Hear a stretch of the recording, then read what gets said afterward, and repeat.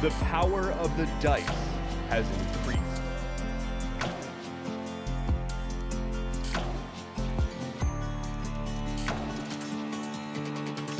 Look who's out here re-upping their sub like some kind of hero.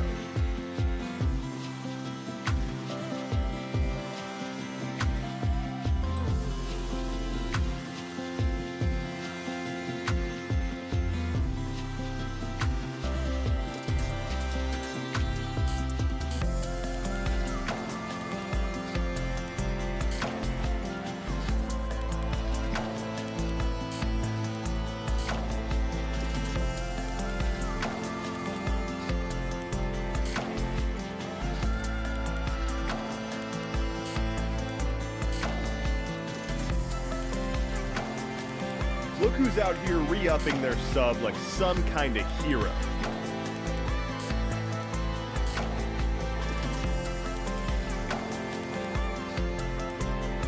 That is a prime sub right there. Look who's out here re-upping their sub like some kind of hero.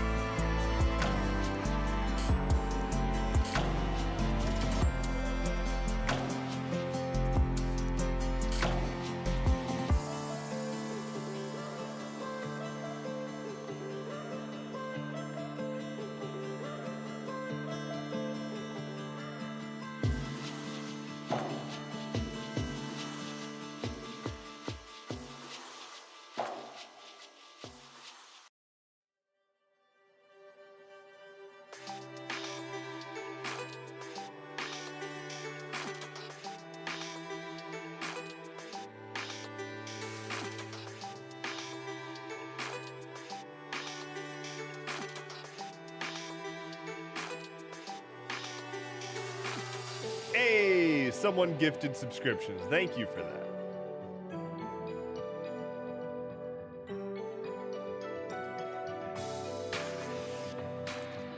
Look who's out here re-upping their sub like some kind of hero.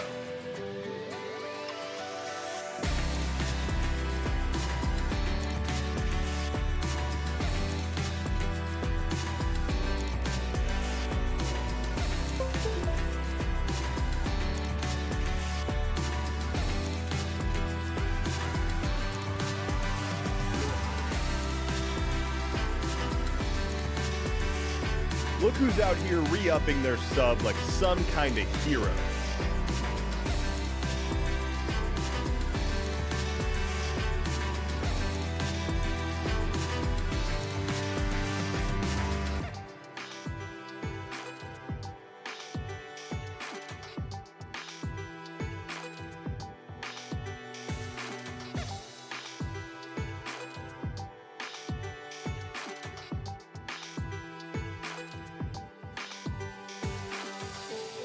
Look who's out here re-upping their sub like some kind of hero.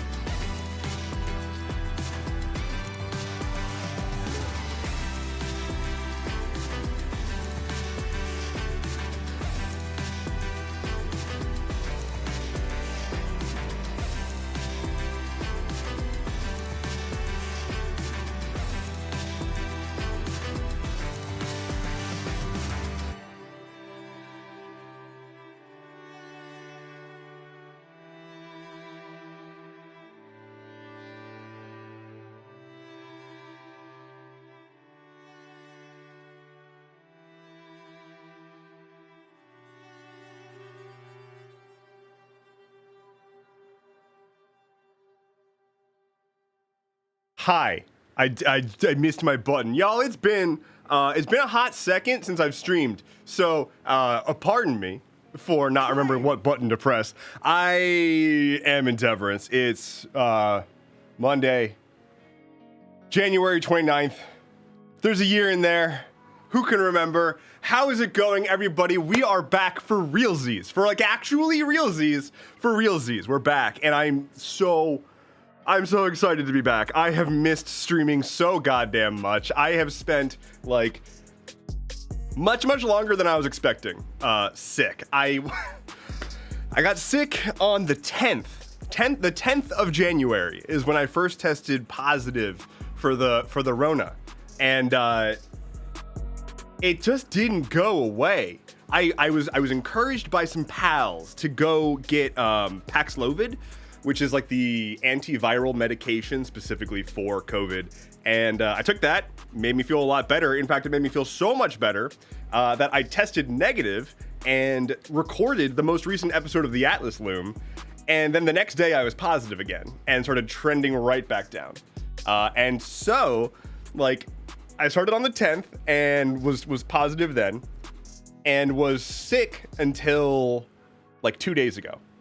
So like 17 days, which is ridiculous. Like I was testing positive for more than 2 weeks. And here's, okay, go get your shots, go get your vaccinations. I am not an anti-vaxxer. I know they work. But also there's something about the cosmic injustice of I've been like on top of getting all of my vaccinations. I get them as soon as I can. I try to be proactive about it. I've been distancing, I've been thoughtful, I've been isolating. I got COVID and then immediately got the antiviral for it, and it still hit me for more than 2 weeks and just had me down for the count. So it's a little irritating, but it doesn't matter. I'm here now. There's a hype train going on already, which is ridiculous.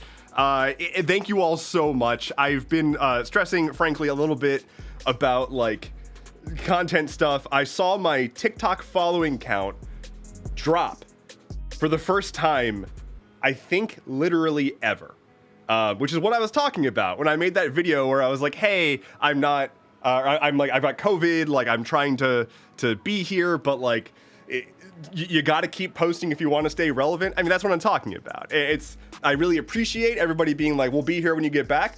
That is true for the vast majority of people. It is not universally true. It doesn't just cause a stagnation in growth. You actively will lose numbers if you aren't participating constantly, which is toxic. So I'm not going to worry about it too much. Let's do some stuff. First things first, I think I need to fix the dog webcam real quick. Please? Perhaps? No? It's not there? Where's the Flynn cam? Excuse me. Computer. I would like a Flynn cam. Excuse me. Okay.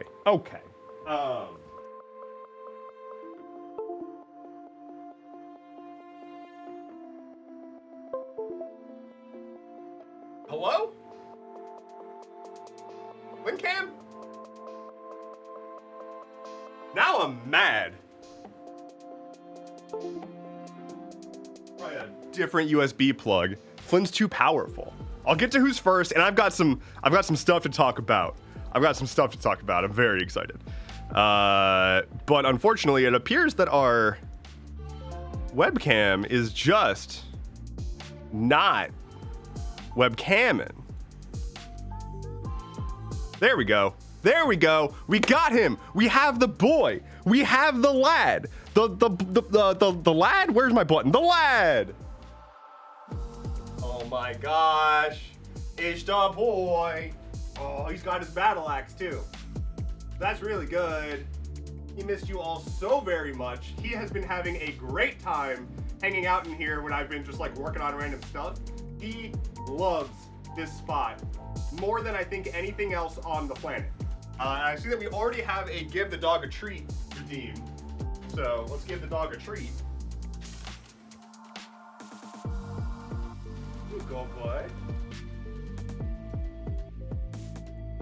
Oh, who's a good boy? Look who's out here re-upping their sub like some kind of hero. Okay. So, we've got stuff to chat about.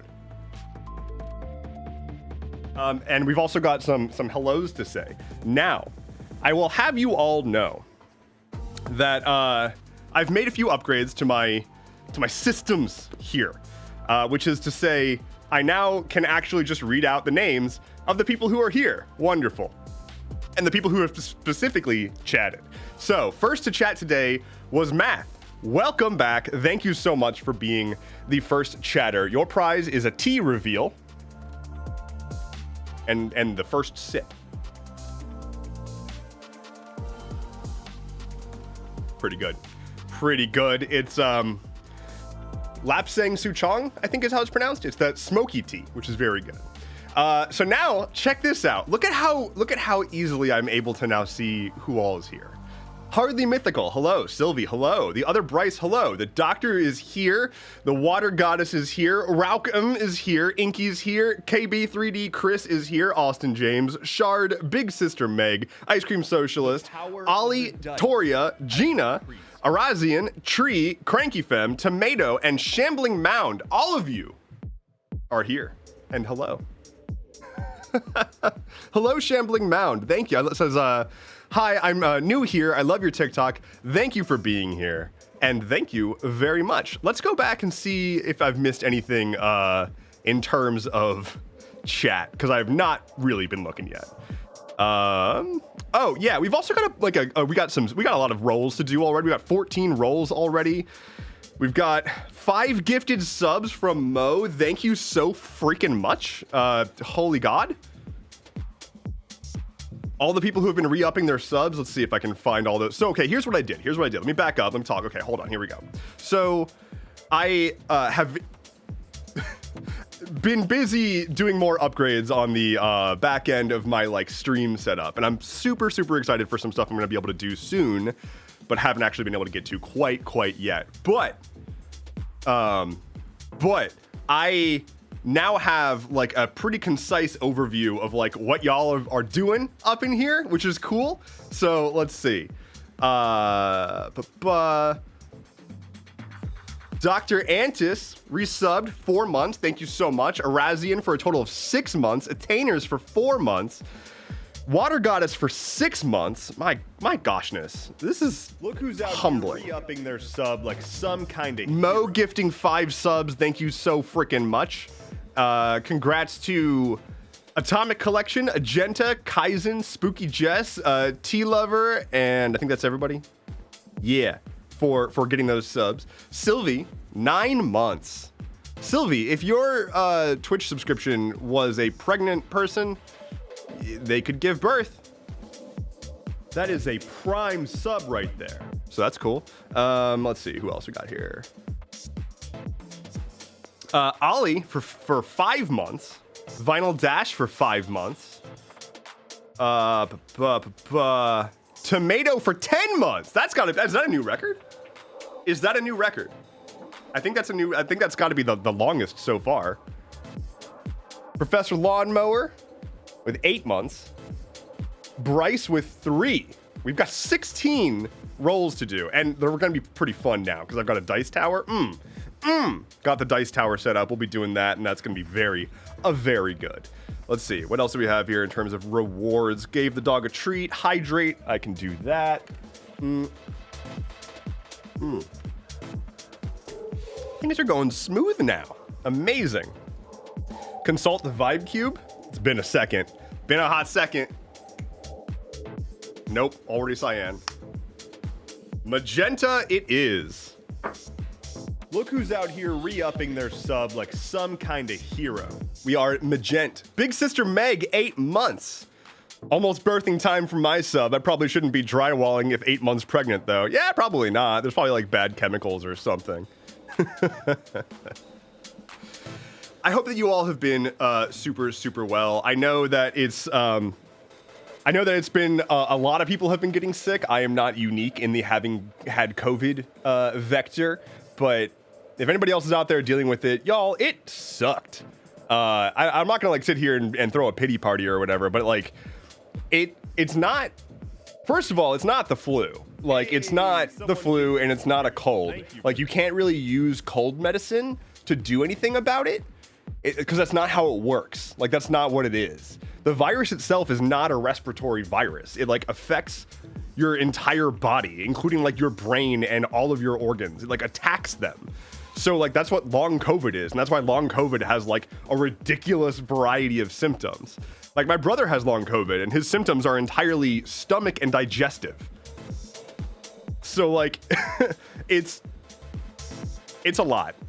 Don't get COVID. Every time that you get COVID, it increases your chances of getting long COVID, and long COVID is not great. So yeah, I'm still like clearing my throat a lot, like reflexively. I spent the entire time with COVID feeling like I had to clear my throat, but there was never anything actually there. It's been dumb.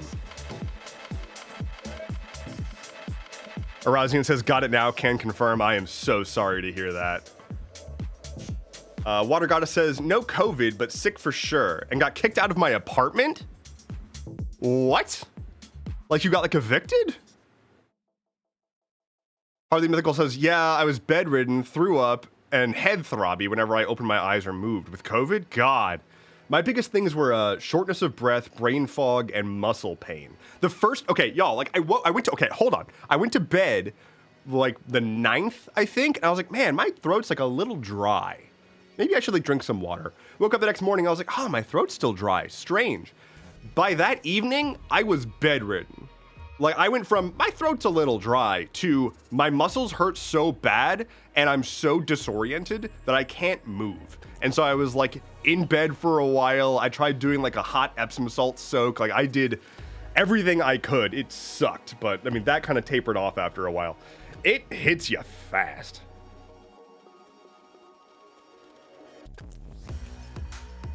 Itty Bitty Pixels, welcome. Says it just popped in. So you probably also said, but how are you doing now? I'm doing a whole lot better. I went from really just frustrated. It was mostly I was frustrated because I was like stuck in quarantine, not really able to do anything. As much as it's like, yeah, I'm going to be nice to my body and everything. It's like, I don't want to just sit here and do nothing. Like I want to be doing this. I want to be making content. I want to be building shit. That's what makes me happy. Like that's why I do this. I'm not doing this for money. Like money is a necessary part of doing this to allow me to keep doing it, but I'm doing this because I enjoy it. And like so it's frustrating when I can't. But I forced myself to take the time that I needed, and I think that was the right call. Water Goddess says, yeah, my ex is in charge of rent and just didn't pay. Oofa doofa. Sorry to hear that. Tomato says, when I had it, I got the worst migraine I had ever had in my life. Lasted 2 days. Couldn't keep my eyes open. Couldn't eat without being sick. It was miserable. I still have the brain fog a year later. That... Yike. Oh my God. I'm nervous. Like I'm still feeling like some symptoms, and I have no idea how long they're gonna like stick around. I'm testing negative. The main symptoms that I'm feeling are like every once in a while I get like a tingling in my throat, and I'm like, I got a cough. Which, by the way, I was complaining about this last night. I know you all like my voice, but I need to make my voice significantly less deep or something. Because when you have a deep voice and you also have a cough, talking triggers your cough from the vibrations of just my voice. So like I'm out here just trying to exist, but simply communicating makes me cough because the lower vibrations just like it's not fun.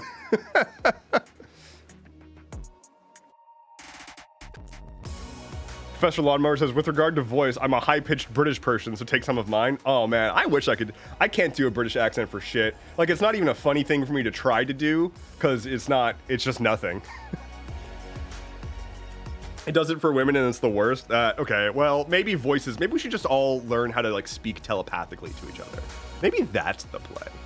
In fact, hold on, I'm gonna see if I can telepathically communicate with Flynn. Who's a good boy? Okay, well, I had to speak, but if you think about it, talking is basically telepathy. Hydrate.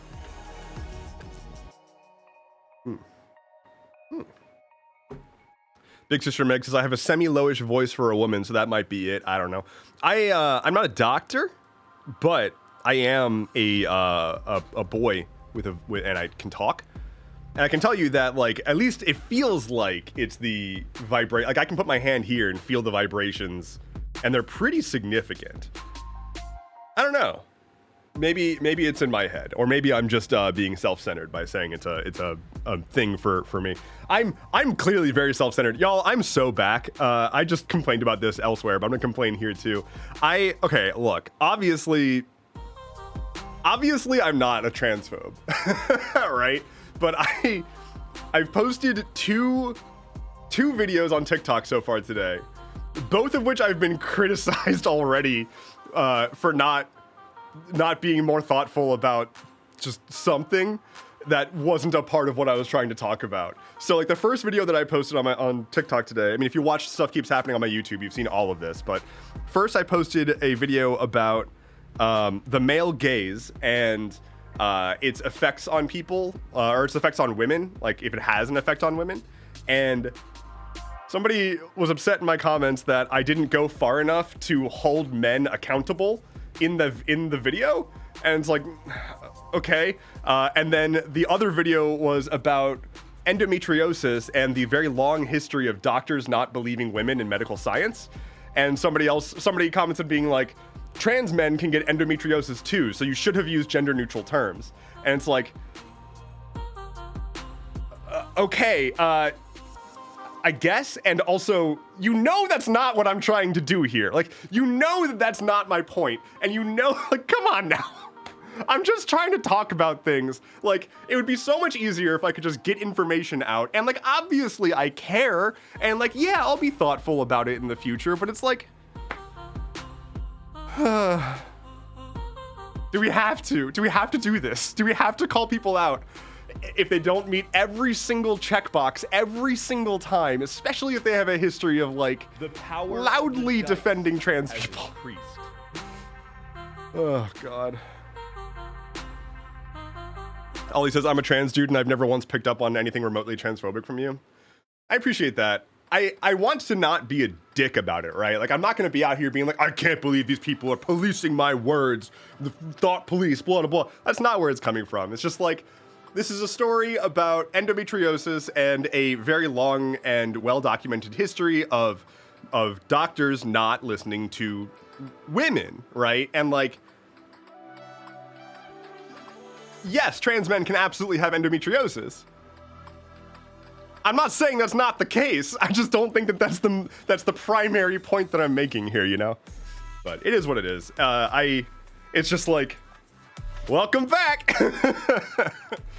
I hate the amount of having to think through, like, finding the balance between being funny and clever and making sure that people will resonate with it or get what I'm going for. Because very frequently I will like make a joke and people will just be just completely unaware that I was even making a joke. I don't know. Itty Bitty Pixel says, it's like we can care about and acknowledge both points. Yeah, I mean, it's the same thing of like, everybody on the internet hears one thing and they assume that if you say something, you are implying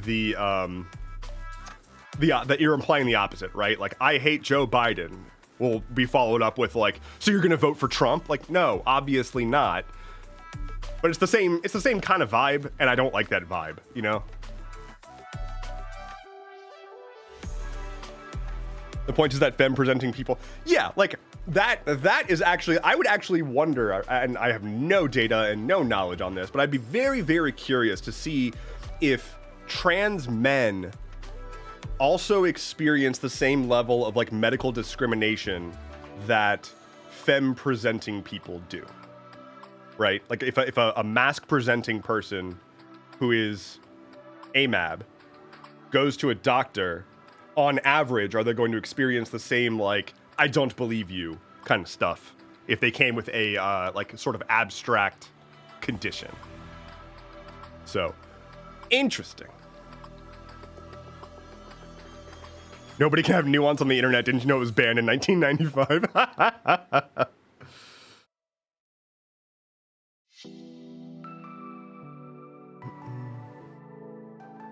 Speaking as a cis British person, I can only conclude that my nation hates trans people. That has been my understanding of Britain recently as well. They don't seem to be super all about the trans agenda, if you will. Always wanted a president in heels. Fuck yeah.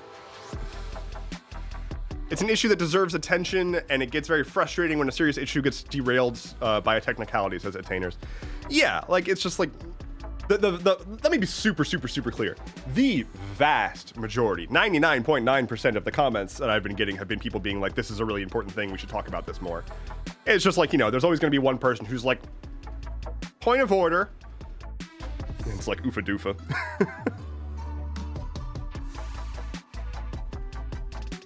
Big Sister Mega says, my AMAB partner comes with me to appointments, so I'm taken more seriously because it's been proven that the presence of a man causes subconscious legitimization of a woman's symptoms. I am not surprised by that, but I'm still disappointed regardless. Like, yeah. It's like the same thing with like going to a mechanic, right? Like you go to a mechanic, and if you're a femme-presenting person, historically they try to like swindle you.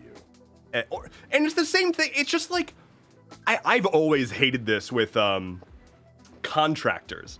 I will frequently get contractors, if not super recently, but relatively frequently, if I have a contractor coming over to my house to work on something, and it's like just me and them, they'll crack like wife bad jokes at me. And I'm like, no, I'm good. No, I don't think I want to participate in that conversation in the slightest.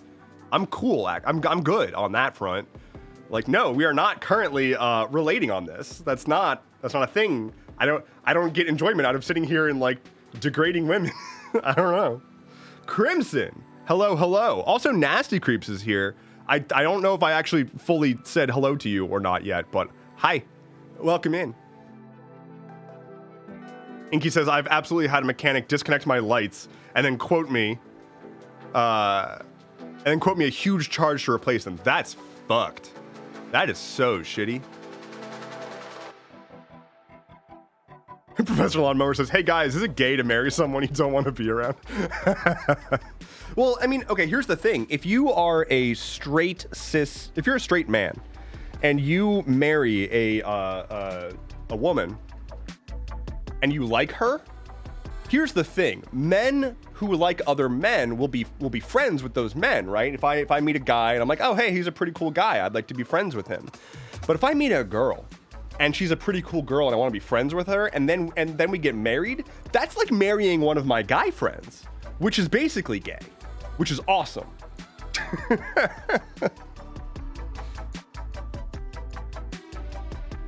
Crimson Chain says, I am sadly at work, just popping in to say hi and stuff. Well, hi and stuff to you as well.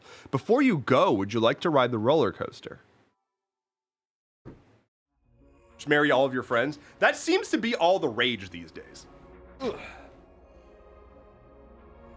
Here we go. Hands, feet, etc. Excuse me?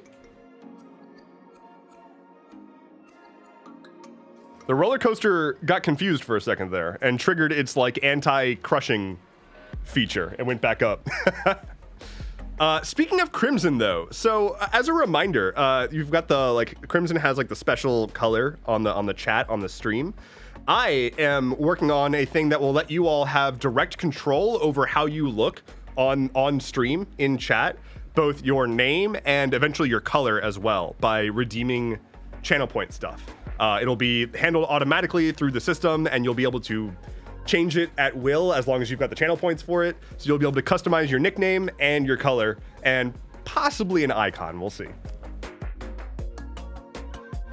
So that's gonna be fun. There's a lot of stuff I want to do. I also wanted to ask y'all. I'll get to the roles very soon because we're racking them up. With the roles, right? I had an idea, but I didn't know if this would cheapen things too much.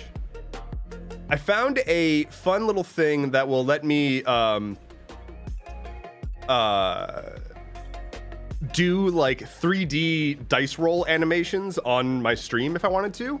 Like I can have my stream thingy, like I can like press a button and it would like roll a d20 on stream on the actual like video itself with like a 3D rendered die, instead of me manually rolling dice. Which also means I could theoretically press a button and have it roll all of the dice at once. So if we rack up a ton of dice, I can press a button and there would just be a cavalcade of dice. Should I do that?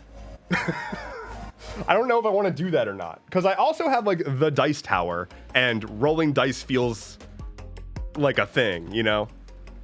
Speaking of which, let's roll some dice. Need a giant robot to roll the dice. Maybe I'll do like, yeah, we'll see. Honestly, I enjoy the clickety clackety. I do too. Let's roll some dice. All right, Glenn, I need to borrow your camera.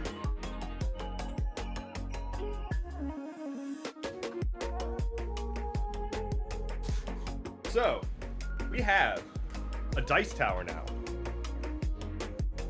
which is super, super, super hype. Like, super hype. Okay. And my T is in frame as well. That's important. That's important. There we go. Okay. So we've got 19 dice to roll. Thank you all so much for the subs, for the everything, what dice? Oh yeah, let's go over what dice we're using today. So today we've got the green dragon scale dice, as well as the custom dice made by Dice Goblin Black Cat, and the custom dice by Katie with my beanie in it. Look at that. So, let's get to rolling. We'll do 3 at a time. Oh my gosh. Okay. So 17, a 2, and a 12. And if you are new to the stream, or if you have no idea what I'm doing right now, we have a ongoing stream goal down at the bottom, and whenever somebody subscribes or gives subscriptions, we get D20 rolls, and this meter fills up. When it fills up all the way, we get a prize. In this case, we'll have a new Vibe redeemable that I'll work with chat to design. So let's see. Ah, it didn't come kind of all the way out. Re-roll.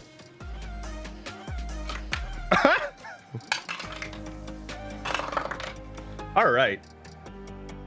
That one knocked a 19 to a 1, so I'm gonna not do that. But 19, 13, and 5. 19,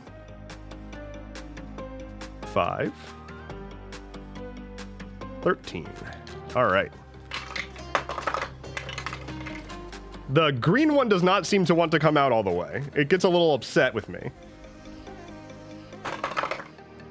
That is a nat 1, though. Womp. And then a 9. 15. That's another nat 1. Oofa. 15. 9.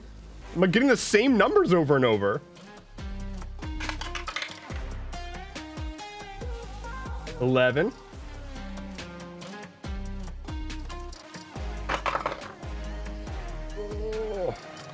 6.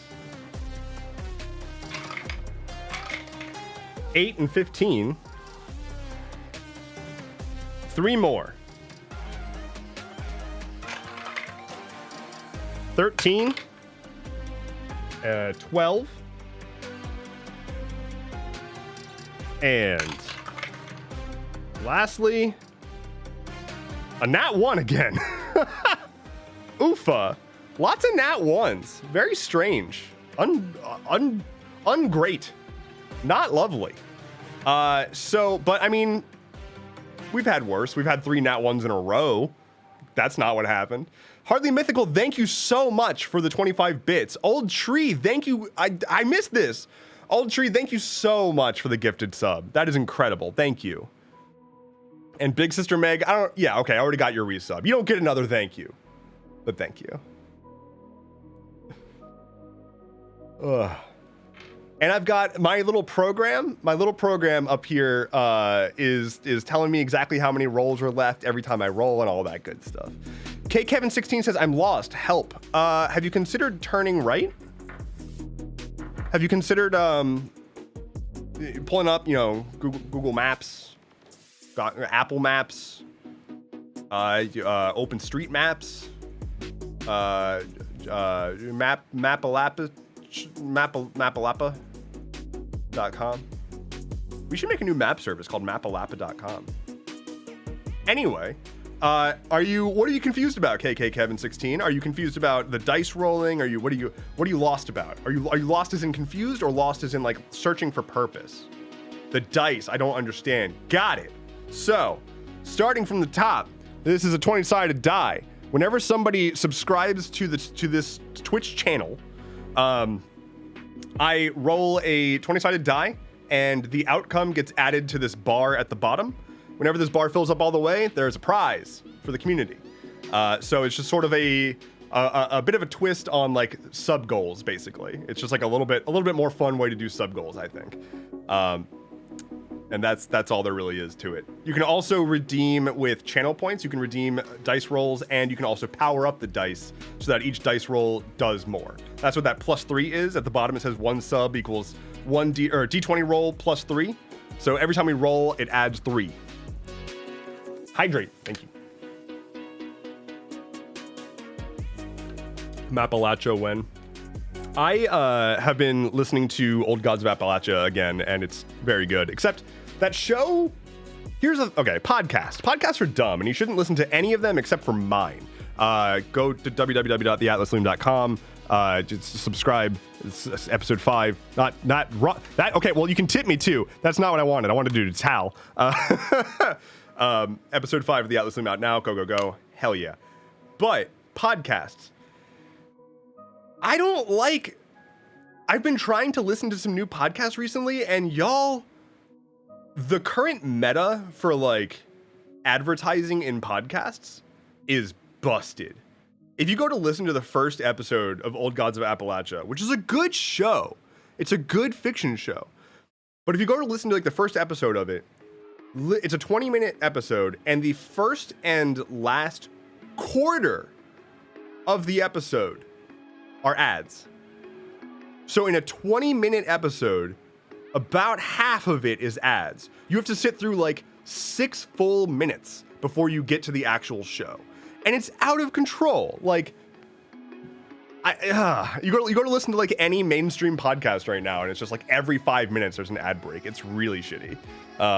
I am going to promise to you, I'm not going to promise that we will never ever have ads or sponsors on the Atlas Loom, but I'm going to do everything in my power to make them like not suck. Water Goddess says, I've got to get to the courthouse and then move more of my stuff out of the apartment. Then I have to work. I need a vacation. Good night. I hope you get some rest. I am, wow. Take care. And I hope that things get sorted out soon. Ruid, hello. Wait, Dev is back? I am back. We're back in a big way. Which is to say, Flynn's over there, which is great. I guess I can like go put the Flynn cam back, huh?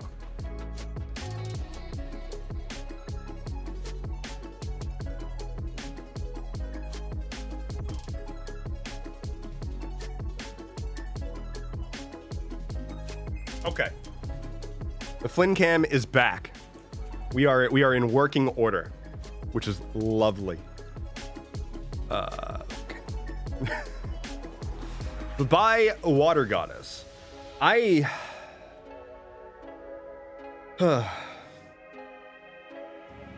So I went to the P.O. box, the old P.O. box, and picked up a few things. That's where I got the dice tower, by the way. Thank you so much, Chris. I really, really appreciate it. I love this dice tower. I used it on the D&D PvP one-shot that I was recently on Critical Dice, which, by the way, let me give them a shout-out.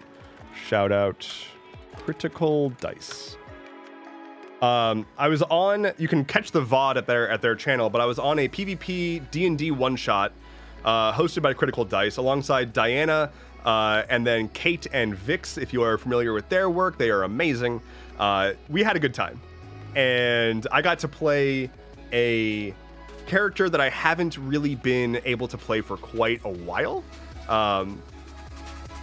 but it was nice to get back into the old, I would say back into her shoes, but she doesn't wear shoes. Tree says, please talk about the one shot. I'll have to find it later, but how was it? Of course, I would love to talk about it. But first, Franch, 8 months, Prime sub. Thank you so much.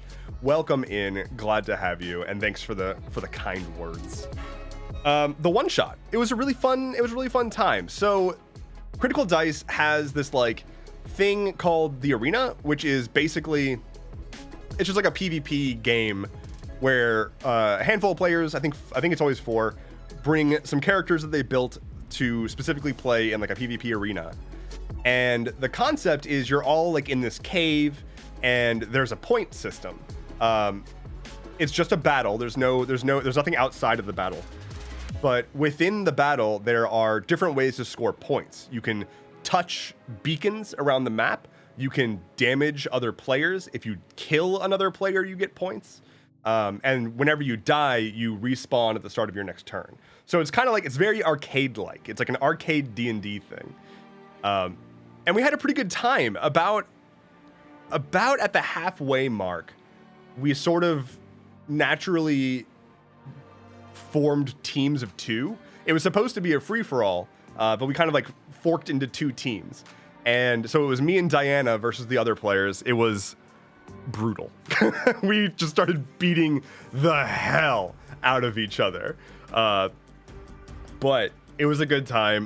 The character that I played is a monk named Felicity, who, she's got a kind of busted head.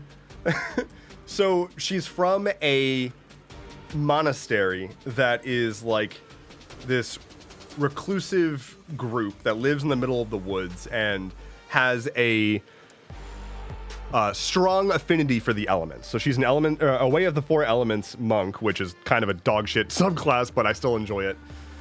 And her whole thing is part of the ritual for sort of reaching maturity in the monastery she was at is to, and this is kind of gross, so content warning, eye grossness. I'll do this motion when I'm done with the eye gross. So part of the actual like ritual for reaching maturity in their enclave is to carve out your eyes, because you need to trust in nature. You have to trust in the elements, and your eyes can deceive you, but the elements will not. Doing the motion, we're all good. So that's the end of the nasty gory. So because her eyes are not working, she instead uses these 2 conjured balls of like orbs of magic. One is made of fire and the other one is made of ice. And what she does is she measures the return of the radiant magic, of just like the resonant magic coming off of the fire and ice, and she can feel on her skin the way that this magic and the temperature changes the space around her, and she can use that to interpret what's going on around her. So she basically can still see, she just has a lot of color associated with it, or rather no color associated with it. Hey. But the other thing about her is that she just kind of has no self-control at all, and a really messed up sense of justice, but also a very strong sense of having to deliver justice.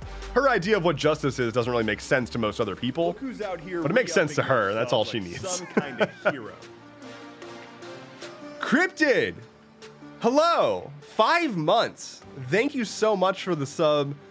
Welcome in. It's good to see you. I've missed you all so freaking much. I am so glad to be back. I am so happy to be streaming again.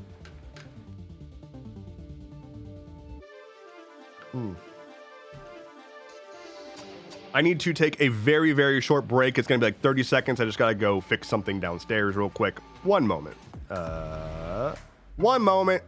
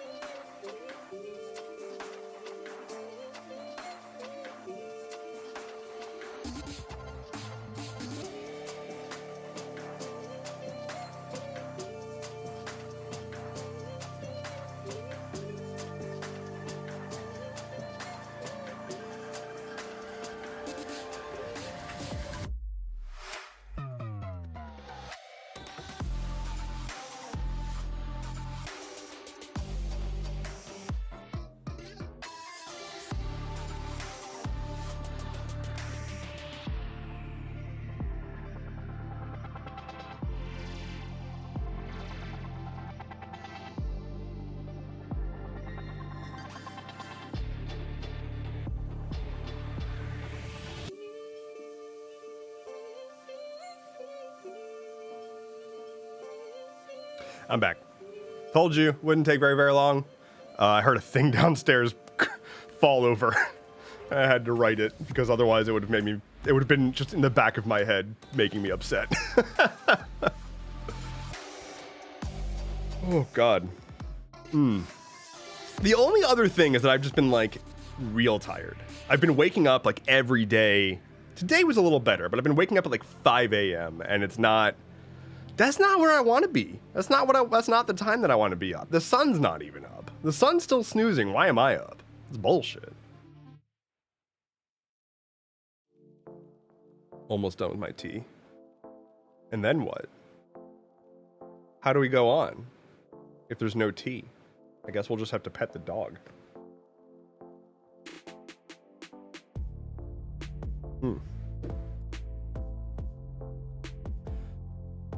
Kevin16 says, I kind of want to get into D&D, but should I, and where do I start?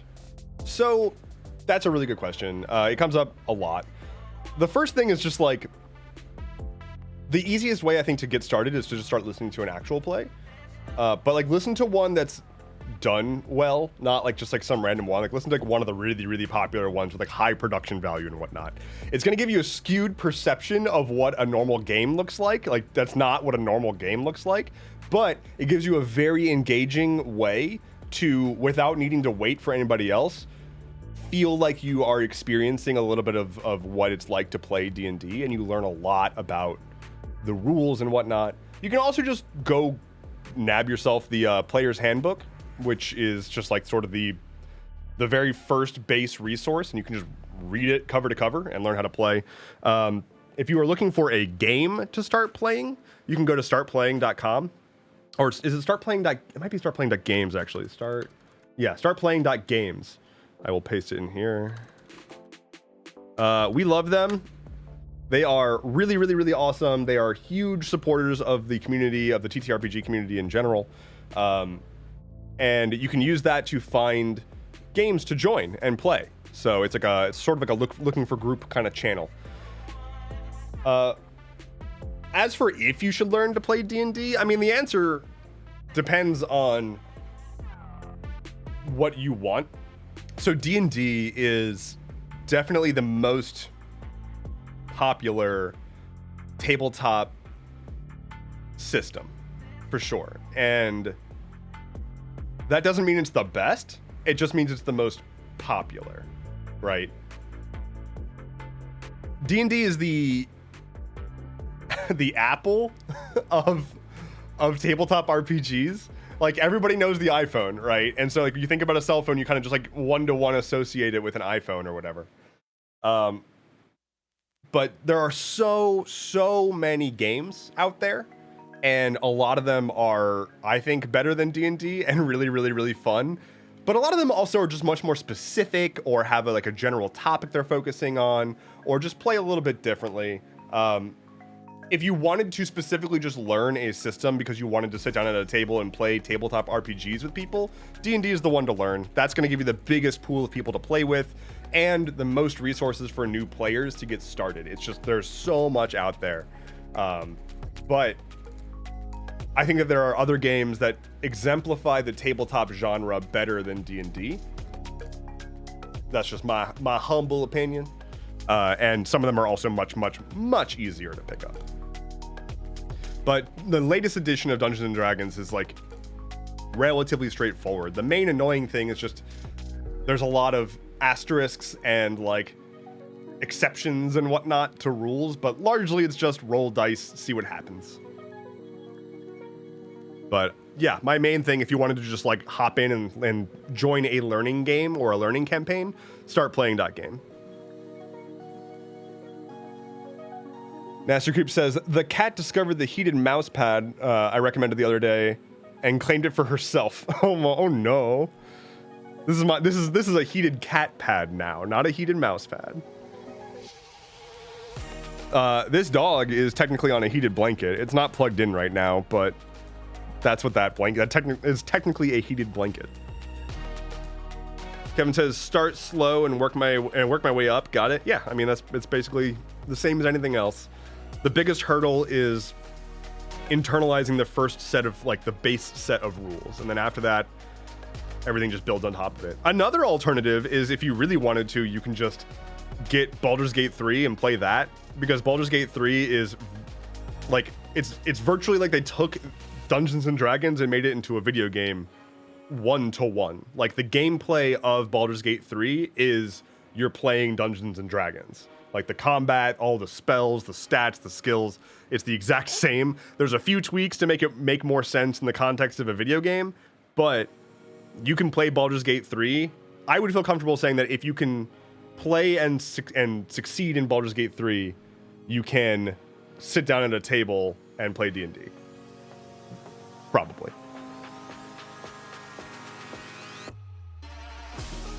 Matt says I only have a PS4. Well, then you're not allowed to play Dungeons and Dragons.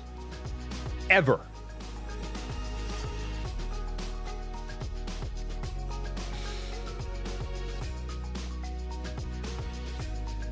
I don't know how to play games. Well then, yeah, I would say start by getting the player's handbook and read through it.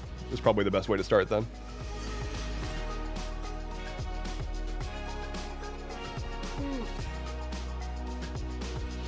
Yawn. I swear, I'm awake. You're the sleepy one. I'm fully awake. I'm totally here. I'm so excited about the next episode of the Atlas Loom, by the way. We haven't actually recorded it yet. We intended to record it recently, but it didn't work out. But the next topic for the Atlas Loom, y'all, it's gonna be BBEGs, and I am so fucking hype. If you are not familiar, BBEG is a popular tabletop term for big bad evil guy. It is the boss, your final bosses, the main villain, the one who's ruining everything, the one that gives the big old monologue at the end right before the final battle. And I am so excited. As I was going through putting together my notes for that episode, I spent a lot of time just thinking about my favorite media and what my favorite villains from different types of media are. I would love, chat, to hear if you've got suggestions for your favorite villains of all time. And specifically niche ones would be good. Not Thanos, right? Not just the big obvious ones, but one of my favorites is, and I'm probably gonna talk about this on the podcast as well, but if you haven't watched Better Call Saul, first of all, go watch Breaking Bad and Better Call Saul. Incredible television. But Better Call Saul has one of the best examples of a chaotic neutral / sort of chaotic evilish big bad. His name is Lalo, and he is horrifying because he spends the vast majority of his on-screen time smiling and being very friendly and personable. But then he'll just pull out a gun and shoot you in the head. And you're like, oh, okay, I guess I'm dead now. I don't want to give away too much because you should just go watch Better Call Saul, but Oh my god, it's so good. He is just like persistent and vengeful. But it seems like you can get on his good side. And you can, but it's very easy to fall into his bad side. Like very, very, very easy.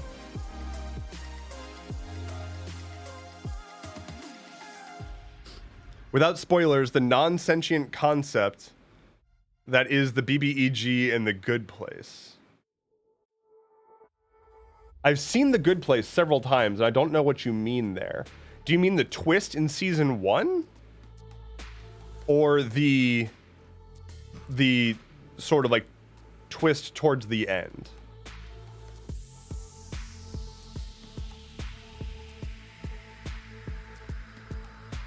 Tree says, I'm rewatching Better Call Saul at the moment. There's nothing like it. Better Call Saul is better than Breaking Bad in my humble opinion.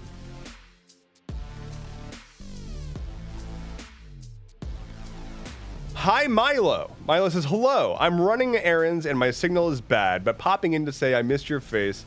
I have some big news that I'll talk about later. Hey, yeah, okay. Hype. Very excited. What? Hardly Mythical said, the one true Ash says, just got my leg chomped by a kitty who wanted attention now. I mean, maybe you should have given the kitty attention. Have you considered that? Have you considered giving the kitty attention? The kitty is the true BBEG. But yeah, there's some really good examples of big bads that are just such fun. I mean, there's the black smoke monster from Lost, which is like kind of the big bad. There's like, I think one of the examples I'm going to use for a big bad is Firelord Ozai. And like, this is a relatively common criticism of Avatar. Like, Avatar is like one of my favorite shows, if not my favorite show ever. But Ozai is kind of lame. Like, oh god, I'm blanking on Azula. Azula is a great big bad, but she's just a lieutenant. Like, she's not the actual big bad. Ozai is just, I'm evil and want to destroy the world and become the ruler of it. Yeah, I'm gonna kill everybody and be the ruler of everything. And it's like, okay, cool. Like, that's kind of a boring motivation. But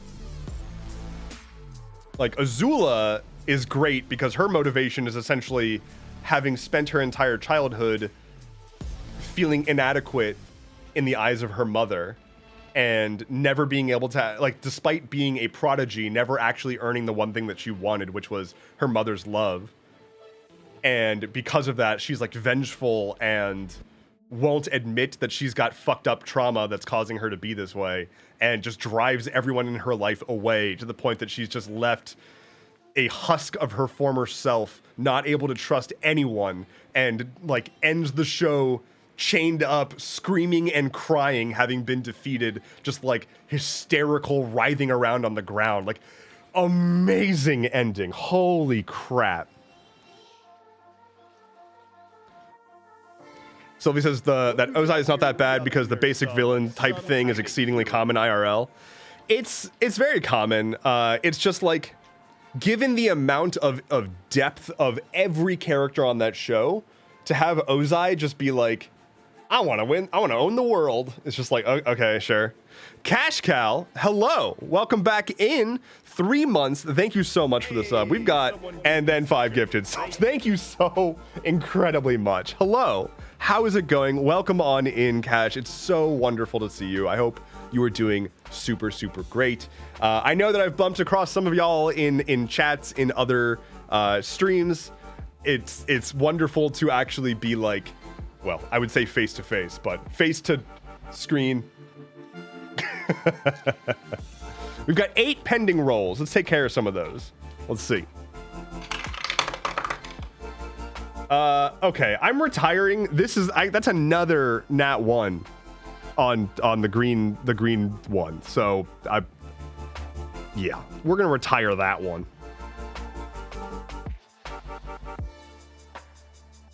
Wait, did I see that correct? Cashcal has gifted 100 subs to this channel. Holy crap. Thank you so incredibly much. That is humbling. Thank you. I'm gonna just for because we've hit that milestone, I'm gonna ignore that nat 1. So 18 and 14.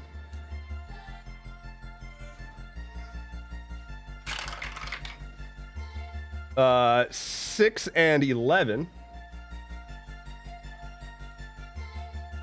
We're getting there. 2 and 16.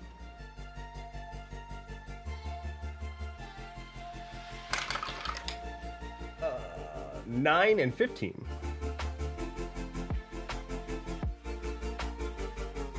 Damn. Damn.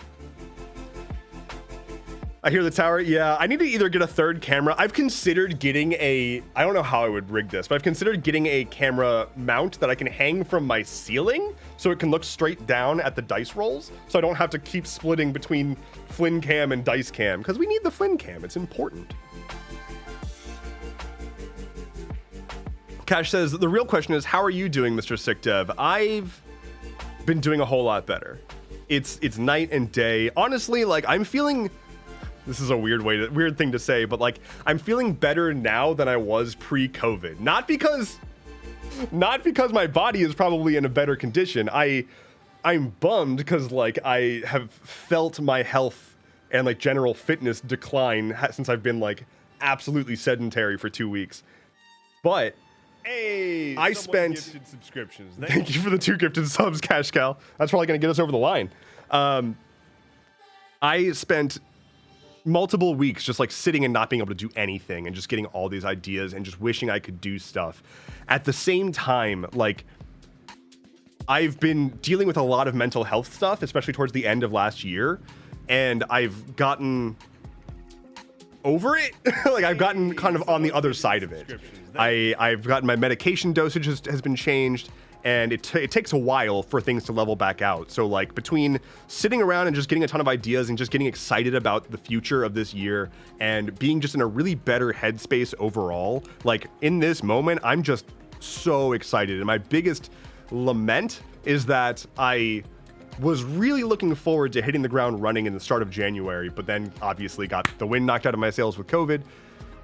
But now I've got a chance to, you know, hit the ground running again, and I think I'm doing that, and I'm so thrilled. And I've got a few things I might talk about here if I hype myself up enough. We'll see. Sylvie says, fair, I can respect that. I just like the duality because even with the info of Zuko's experience, Azula's experience, Sozin and Iroh's experience, Ozai is just straight corruption. I mean, yeah, like Ozai is just a wrecking ball. And I understand, like, for one, it's, and I don't like calling it a kid's show, but like, you gotta have some easy character somewhere. So like they did a really, really wonderful job of there's a character in this world that has set a essentially time limit and needs to be taken out and is not going to be accessible till the very end of the show. So we'll not make him too complex and instead have a whole bunch of actually complex mini bosses along the way, which is also like what most good storytelling is like you've got your big bad and then you've got your like lieutenants that you deal with along the way that kind of color in the world more, have their own stories, you learn from them, and then you make your way towards the big bad. Like that's how a lot of stuff goes anyway. Dev, if you haven't yet, can you please add a dice jail as a goal? That's a great idea. I'm gonna add that to my list. Dice jail stream goal. Okay. Counter to Ozai, Zahir is a great villain. Season 3 of Korra. Yeah, that's season 3 Korra. So I was on that episode, like in my notes already for that episode, I was going to juxtapose Ozai versus Korra villains.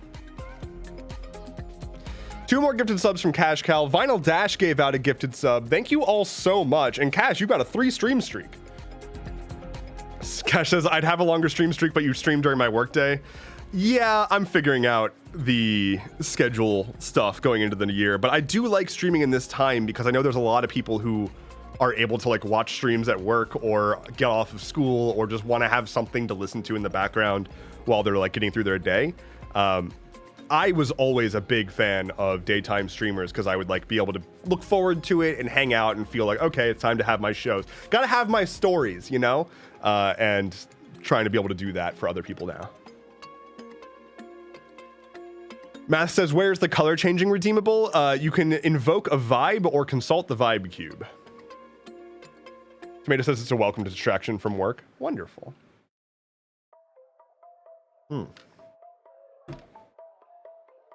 So we had a hydrate redemption. Thank you, Kevin. Thank you. Ollie says, yeah, this is my cranking out work stream. Yeah, body doubling streams are helpful. Like, you know, it doesn't matter. I could be blathering about whatever Gooberian topic I am currently talking about, and you're fine to tune out. That's okay, I understand. Meg says, I like listening in the background while I'm working on my house because I don't get much human interaction outside of my partner or the Lowe's employees. Boy, howdy, do I feel that. Except for the Lowe's part, I've got Home Depot. Which is regrettable.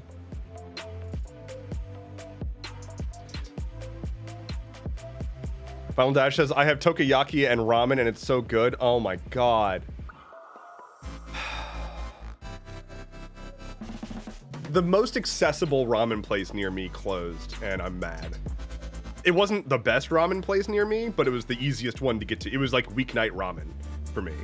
But I can get incredible ramen, but I have to like go into the city for it, and that just like takes concerted effort is all.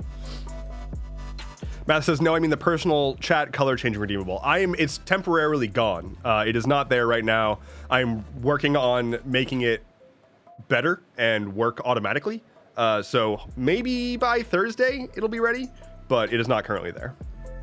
Cash Cow says, my only issue with Ozai is that it didn't really feel like it gave rhyme to his reason for everything.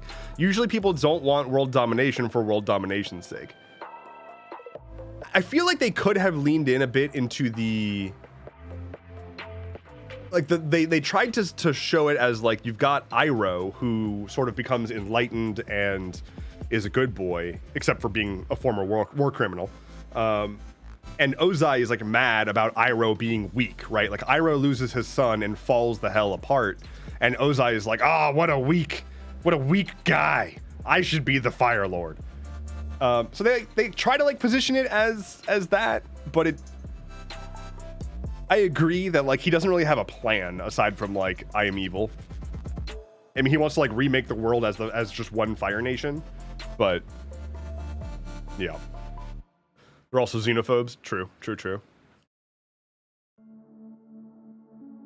Big Sister Meg says, petition to make Dev play Super Paper Mario for the storyline and awesome BBEG backstory, but also for the light torture of the garbage mechanics. I am actually a really big fan of Super Paper Mario. I've had people ask me if I was going to play that after I finish Paper Mario 1000 Year Door, which I'm going to hopefully finally finish this week. We'll see. I'm going to play it on Wednesday night, and if I don't finish it Wednesday night, I might just play it Thursday afternoon stream, just because I really want to finish that game so I can move on to other games. But Super Paper Mario is really, really fun. I do agree that the BBEG for that game is much better inspired than your typical Bowser. The mechanics are weird, but it's like a really good... it's still a really good exploration of sorrow in general and heartbreak and sort of like representations of that. It also just that game fucked with me, like, emotionally. The level that's like actively the end of the world, very sad. My partner finished 1000 Year Door before you just so you could watch the final stream. That final boss fight is something else, I will say. Yeah, that game will wreck you emotionally. I almost want to go back. My audience is a lot bigger than when I originally ran this game, even though it was like not that long ago that I played it, but I love playing this game all the time anyway, and it's not a particularly long one. Cave Story. I might replay it on stream. I've already beaten it on stream once. But Cave Story is so good. And if you want to talk about the biggest, the baddest of evilest guys, they pull the there's always a bigger fish thing so well in that game. Like, you spend the entire game fighting against this one dude who's the big bad, and then you beat him, but if you did all of the right things as you played the game and you unlocked the true ending, a whole bunch of clues come together to spell out the fact that there's a much bigger, badder guy, and you got to take care of him. The guy that you got rid of kind of didn't really matter. I mean, he mattered, but like, he's not the genesis of it all. He's not the point. And if you get the true ending and you go fight the true final boss, amazing. I mean, same thing with like Undertale, but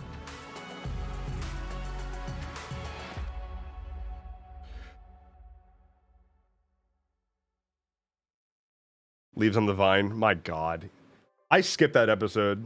So here's, oh wait, okay, hold on. We got some pending roles. I'll get to those pending roles once I'm done talking about Avatar. Y'all nerd sniped me. I have a encyclopedic index of Avatar, Korra, and Lost knowledge.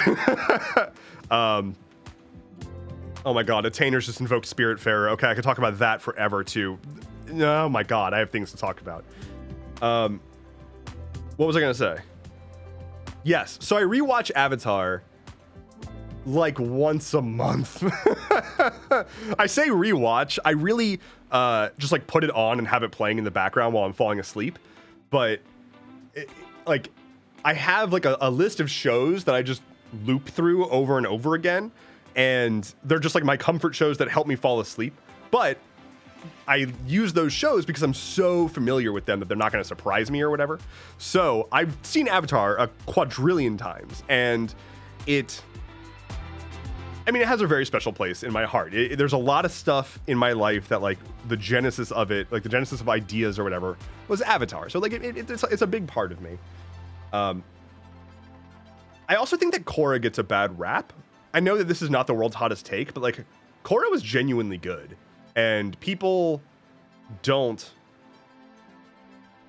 just mad about it for reasons that I disagree with. And like, it's fine if you don't like Korra as much. I agree that they had some missteps and whatnot, but largely, for one, some amazing characters. The show did a whole lot more for like interpersonal relationship crap, and the villain design. Season 3 of Korra has the best villains in Avatar, period. Like, the only people that I would be more afraid of in the Avatar universe would be from the Kyoshi novels. But in season 3 of Korra, if you're not familiar, they introduced this band of bad guys. It's 4 people, one from each, a waterbender, an earthbender, and a firebender. And Korra spoilers incoming. Well, the spoilers will be done when I'm doing this motion, but mute if you don't want Korra spoilers. The 4th person in the group is an airbender, and is an airbender because after season 2 of Korra, a big celestial event thingy happens that causes airbenders to come back. Like, random people gain airbending as an ability and essentially restores airbending to the world. And so basically each of these 4 people in this group are like masters of what they do. Like, they are masters of whatever element they bend. So the waterbender doesn't have arms and uses water arms instead. Like, she extends her body with water. The earthbender is a lava bender and like does lava bending shit, and it's horrifying. And the firebender is another Sparky Boom Man's daughter, basically. Like, she has the eyeball thing that shoots the boom boom boom. And I won't give out further spoilers, but very, very, very good set of villains, and honestly, like, my favorite part of the show. But we've got 3 pending roles. Let's get those done real quick, because I think we're about to move forward. Yes. Boop. And that is it. We have made it to the end of this goal. We're also close to the end of our playlist. So I'm going to first pull up the next goal, then we're going to put up a poll for the next playlist. Hello, Gigi. Hello. Okay, so new Vine redeemable done. We'll get to that like momentarily. What do we got next? Chalkboard drawing time. When we complete this, you all get to vote on what I will be drawing on the chalkboard, and we'll be doing a little bit of an art stream together, and we'll be leaving that up for a little while. So that's the next one. Y'all get to do Twitch plays Dev pretending that he can draw things on a chalkboard. And now, poll. Question. Tunes. Options. We've got epic vibes, ambient vibes, synth vibes, jangly vibes, and digital vibes. Please vote. Go. Cashcal says, you know, I don't think Korra clicked with me. I think it's because while Aang did not want to be an avatar and ran away from his destiny, which I all think we can relate to, Korra was like, I'm the avatar and I'm all powered, and then had to be humbled. I think I should make a lo-fi one separate from synthwave, huh? So I think so Korra gets hella humbled. Like, she gets absolutely like shit rolled. I think that it's easier to see Aang as the, like, you know, good boy self-insert. I think if you're watching Korra, you need to instead watch it like you're watching a party-based thing, right? Like, it's not about Korra. It's about everyone involved in her story, if that makes sense. Ambient vibes won.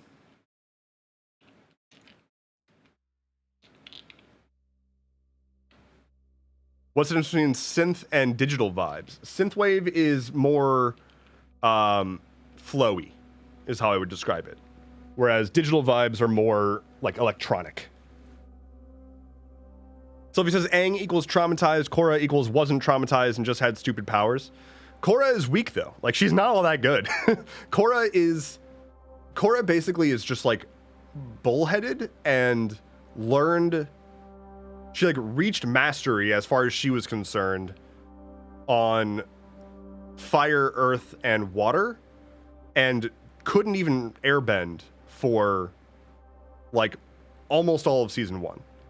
And it's supposed to show that she's just like not taking it seriously, basically. And another big difference is that Aang was 11 or 12? Yeah, 12. Aang was 12. And Korra, like, she learns a bunch of stuff at the very, very beginning. Like, she's like super young when she already can, like, knows that she's the Avatar. But she's like 18 or 20 or something in her story. Aang was an adventure story and Korra was a growth and coming of age story. Yeah, I think that's fair. I would say that Aang also kind of like, Aang was forced to mature really, really quickly. Hello, random dude. Talking about the comparison to the normal bender. Yeah, she still gets humbled pretty frequently, and especially after season 3. Like, I'm not sure if folks are aware, and like I don't want to. I don't know if this is like worth being like marked as a spoiler. If you really, really, really want 000 spoilers, like absolutely no spoilers whatsoever, then warning, I will do this motion when I'm done with spoilers. But this is kind of lightweight-ish. Season 4 of Korra is a like disability story arc. At the end of season 3, she gets like real fucked up and spends the majority of season 4. She like literally is in a wheelchair. Like, she is paralyzed and has to go through, like, they show her doing physical therapy to try to get the ability to simply walk back. And you follow her in her struggle of like, yeah, you're the Avatar, but like, that doesn't mean that you're not mortal and have to face these challenges. And so it becomes like she's so used to being able to beat everything with raw power, and now she can't even walk, let alone fight. And so she has to actually finally sort of like confront her own mental blocks about what it means to be powerful. End of spoilers.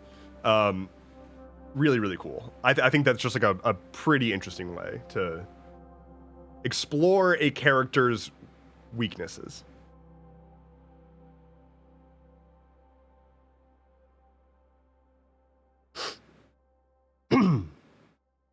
We have 2 more rolls to do.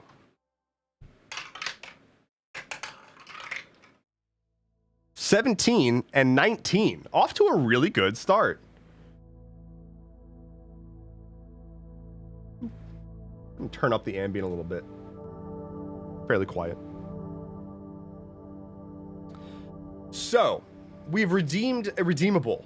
Or we got a redeemable. We completed a bar. We need to design a new redeemable vibe.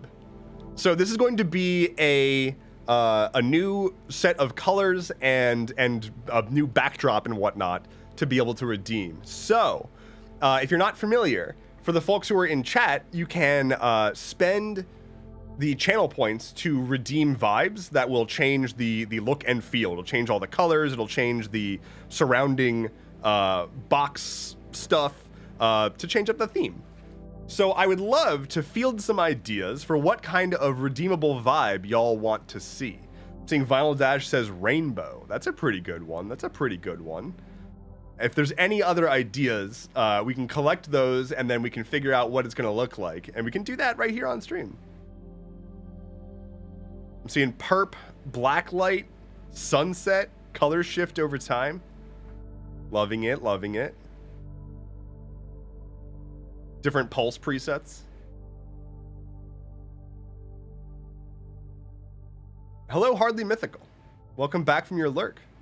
Meg was going to say, mine was going to be hee hee gay, but rainbow works too. invoking gay vibes. Pretty good, pretty good, pretty good. Green is very, very nice. We currently have cyan, magenta, yellow/gold, and green. Colors changing to match the vibe. Oh god, rave campfire. Ooh, a trans vibe would be good too. All right, I'm gonna put up a poll. Ooh, a deep ocean blue. Oh, I like that a lot. Since you have multiple lights, can you make them show the flag colors? Yes, I can. That is absolutely doable. Did you ever put the cooldown? I'm working on it. So to give a little bit of clarity into why I keep saying I'm working on it, I've been trying to make the app that's like running all of this stuff, I've been trying to make it connect directly to Twitch, and I finally got that. So like the app is actively like connected to Twitch and receiving information directly from Twitch now. What I'm going to be doing is adding a queue for vibes. So like down there below the bar, it'll show you like so-and-so has redeemed this vibe, and there's gonna be like a timer as to like when the vibe will shift to that. So y'all can like stack up vibes and everybody will get their vibe at some point. So that's pretty cool. Shift between different LGBTQ flags in the background. I like that a lot. I like it a lot. Here's what I'm thinking, and this is what the plan was originally, is we're gonna have 2 tiers of vibes. One is gonna be your basic vibes, right? So it's just like 1,000 channel points gets you a color, right? If we're gonna do animations, multicolored lights, or themed stuff like that, I 100% can and want to do that, and I'm gonna call them premium vibes, and they're probably gonna be like 2,000 channel points or 2,500. And they will be like more extra, so they'll have like animated lights, and we can even do like animated backdrops or something, or like screen effects and whatnot. The possibilities are endless.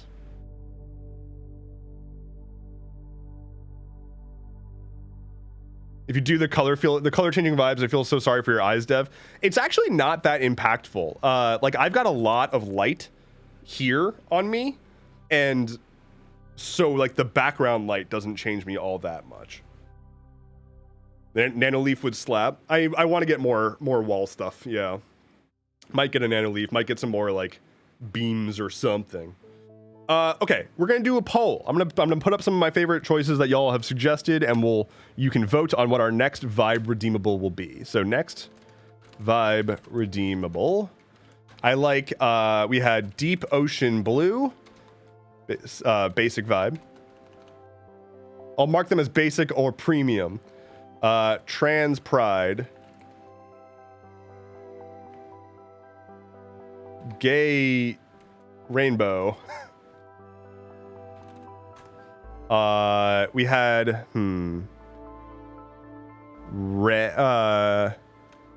Red? Cash Cow Red. I like it, I like it, I like it. And, oh, Vibe. Vibe Rave. Allow additional votes. Start. Go hard. I'm genuinely curious.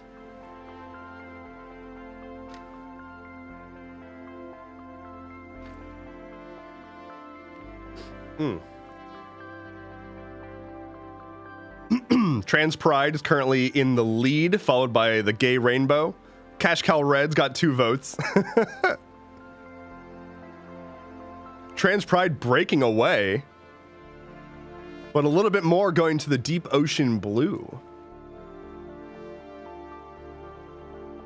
Oh, yo, the Gay Rainbow just took over the Trans Pride. Is this the gay agenda? It is neck and neck, 30 to 30. Okay, wow, it is a bloodbath out here. It is exactly even. Hoo boy. Okay, well now there's 69 votes for, oh, right under the wire, it went from 69 to 72. So that is 72 votes for the Trans Pride premium vibe. Just barely beating out the Gay Rainbow premium vibe. But that doesn't mean that we'll never have the Gay Rainbow. I have several of the like new vibe redeemable things in the rotation. So the Trans Pride redeemable. Well, let's start working on building that out, shall we? So, what's a good way to go about doing this? I have an idea. First we will, well, first we'll play around with the lights, right? Right. So if we go into this app, and this is gonna be funny for Flynn, he's gonna be like, what the hell is going on? Studio lights.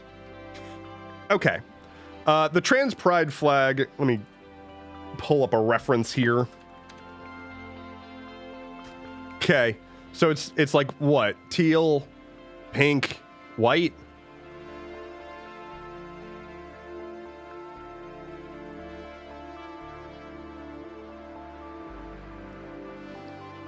Maybe like that. More bluish. Does anybody have? More like a baby blue. The lamp needs to be the pink, methinks.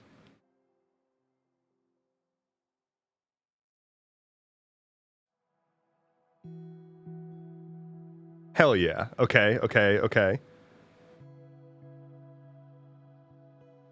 And then the overhang, which separates the two, is going to be white. Maybe? It doesn't seem intense enough, right? How do we feel? How are we feeling about that? Actually, if someone wants to... Hold on. I need a web browser.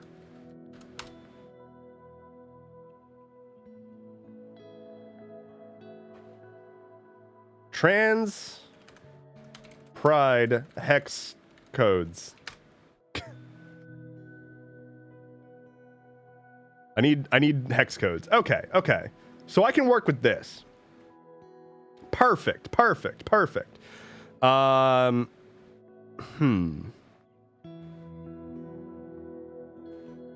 Needs more blue.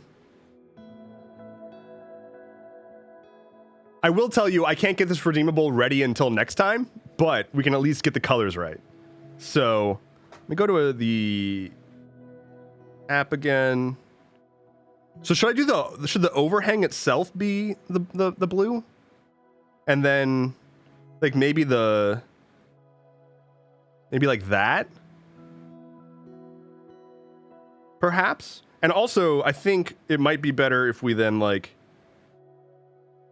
do that. Maybe.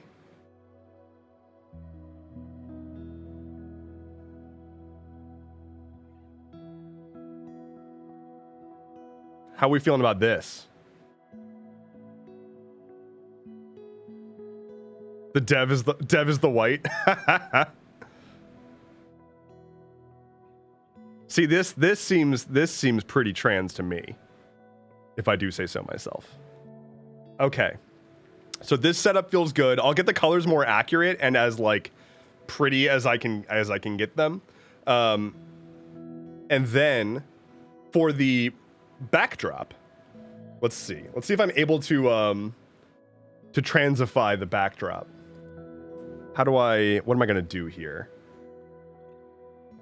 How do I not like dox myself while also sharing? How do I not give away all of my secrets while also sharing my screen in Canva?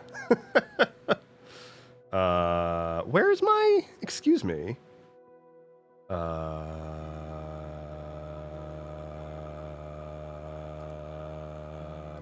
Where's my thing? I'm so upset right now. Give away your secrets. It's fine. We won't tell anyone. Fine. I'll tell you my secrets. The ensemble awaits.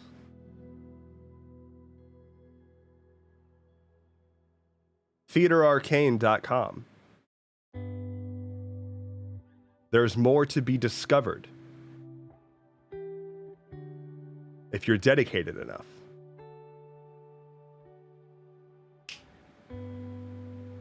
Anyway. Create a design.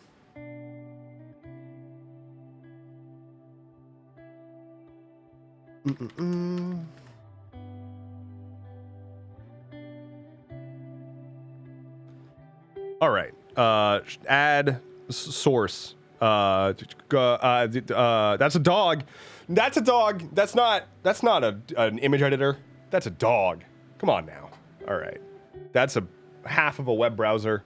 Let's add window capture. Someone gifted subscriptions. Thank you for that. Mo! Out here with 5 more gifted subs. Thank you so incredibly much. That's 47 subs to the channel. Thank you. Holy crap. Thank you. All right. Wow. Okay. Y'all humble me. Here's Canva. Let's just kind of shove that hastily there real quick. All right. Very professional stream here. Very professional stream. Your front, your side. So if I go to here, please hold while I navigate my fucking file tree in my computer. Stream stuff, get my backdrop. Okay. So here's the backdrop, right? Right, okay. So we need to turn this, we need to transify this. Oh, look at here. Well, there we go. All right. So the backdrop is already better now. It's already better. Okay. So we've improved the backdrop significantly.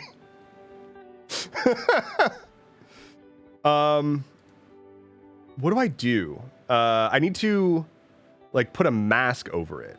Shapes? No. Shapes.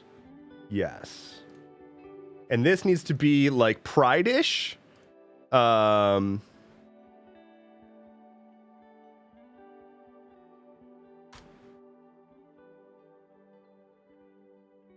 Okay.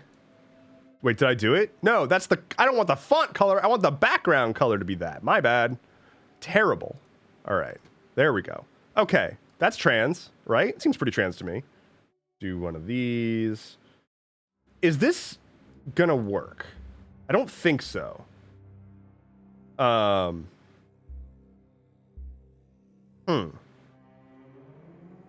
gonna have to figure this out later.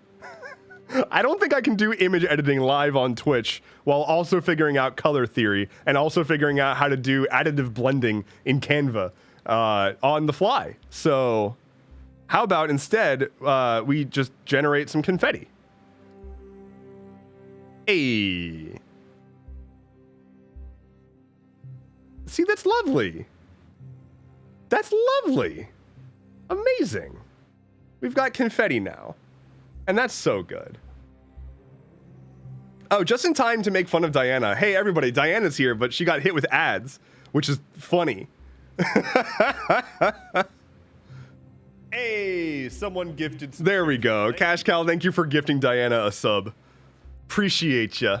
Thank you so very, very much. What ads? Exactly. The ads are entirely in your head. Ugh.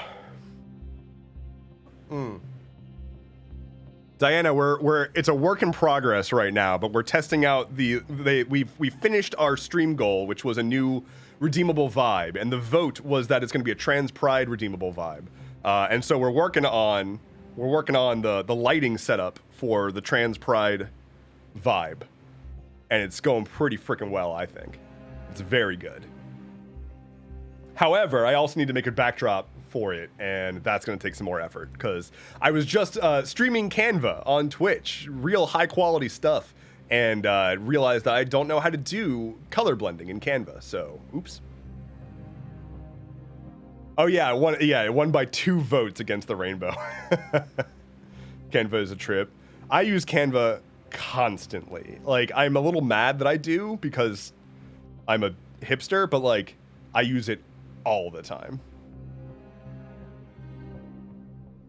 Diana says, "Oh fuck!" But now it's transphobic. If I want to drag it back to green, I mean, technically, this is simply a an experimental look, right?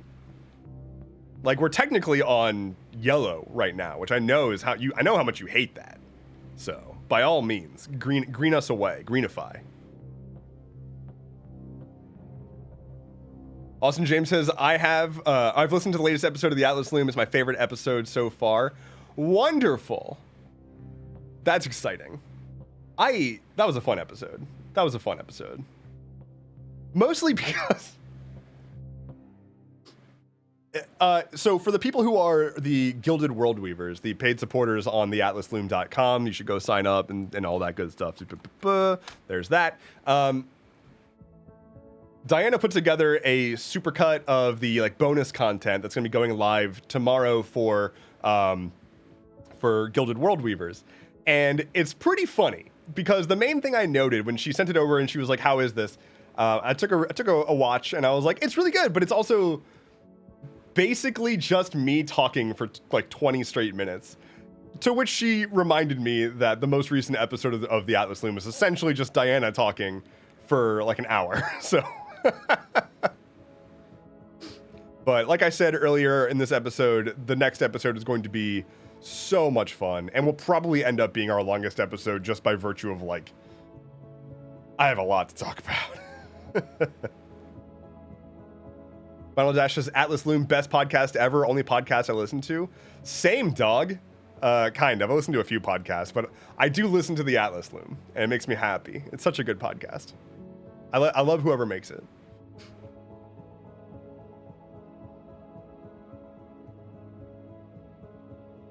Crypto Waifu says, I have to go sign my kid up to start school in the fall. When I first started reading that, I thought you meant you had to go sign your kid up for the Atlas Loom. So. Austin James says, was driving for a ride share while listening to it. Was about to turn it off when a passenger got in my car, but they didn't speak English, so I just got to keep it on. Perfect. How do you know they didn't speak English? Maybe they did, and maybe they just were really excited and they didn't want to say anything because they're like, oh, finally, I've been meaning to listen to this episode of the Atlas Loom, the critically acclaimed podcast about world building for tabletop and beyond. And they were just hyped. They got so excited. Get them hooked on D&D and video games so they can't afford drugs. That's my motto. That's the real play.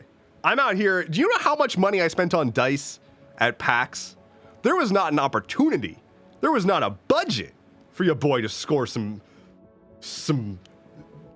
I went to go think of a slang term for drugs. I mean, my favorite is white girl, right? I couldn't score that white girl, but I feel like that slang is like way outdated at this point. But oh well.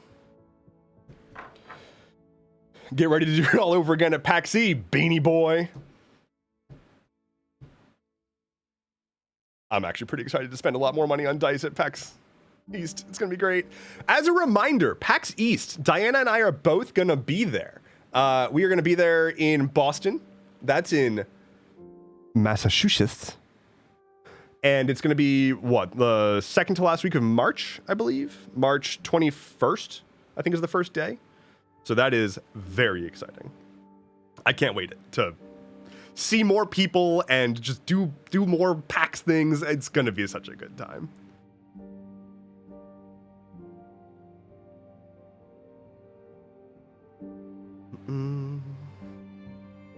Mo says, got to go to D20 Nevermore.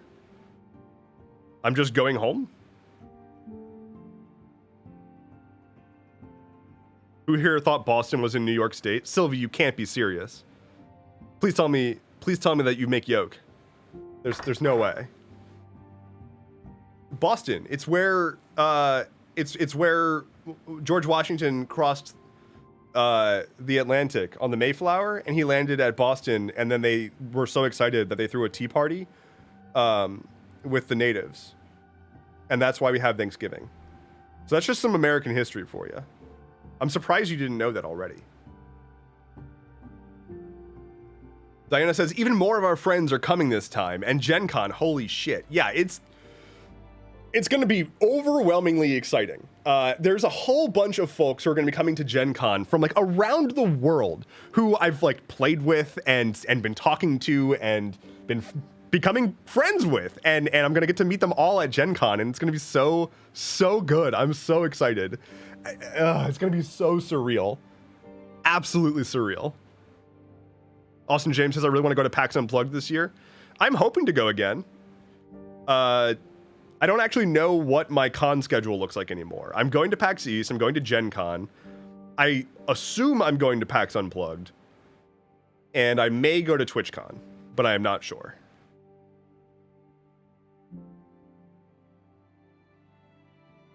I'm in Texas, and I kept hearing about Bostonians going to New York City to work, so I thought, you're getting your cities mixed up. It's New Jersey people can go to New York to work. People in Boston don't go to New York. That's like a 4-hour train.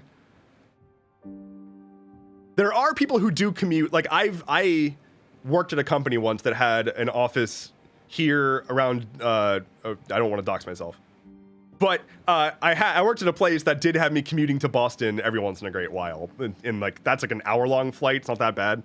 But yeah, people don't tend to just casually hop from Boston to New York. New Jersey, on the other hand, the people who live in New Jersey are just trying to get any excuse they can to get out of there, so they go to New York pretty frequently. Sorry, Tomato. Don't mean to dunk on your hometown. Hello, Zed. Zed says, Ayo, glad you're feeling better. Thank you.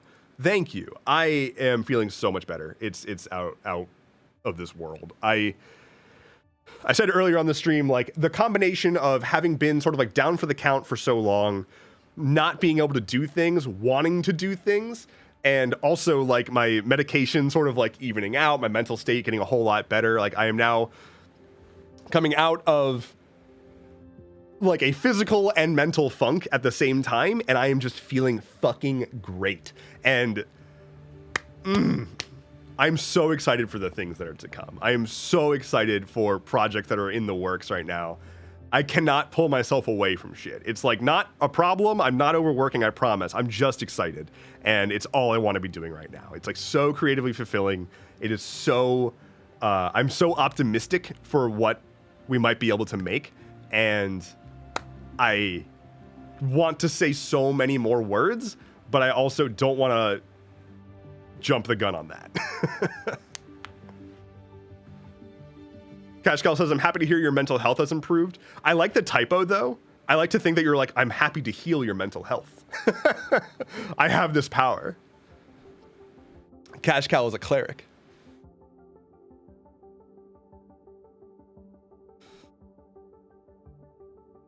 Sylvie says, I feel bad about that. I'm usually pretty good with geography. If it makes you feel any better, I'm terrible at geography. Here, let's do a US, one of those like place all the states, making a smoothie. Anybody want one? I have one for lunch, but I appreciate the offer, Diana. It was a good smoothie. Okay, y'all, okay, hold on. Hold on. You need, okay, here's the thing.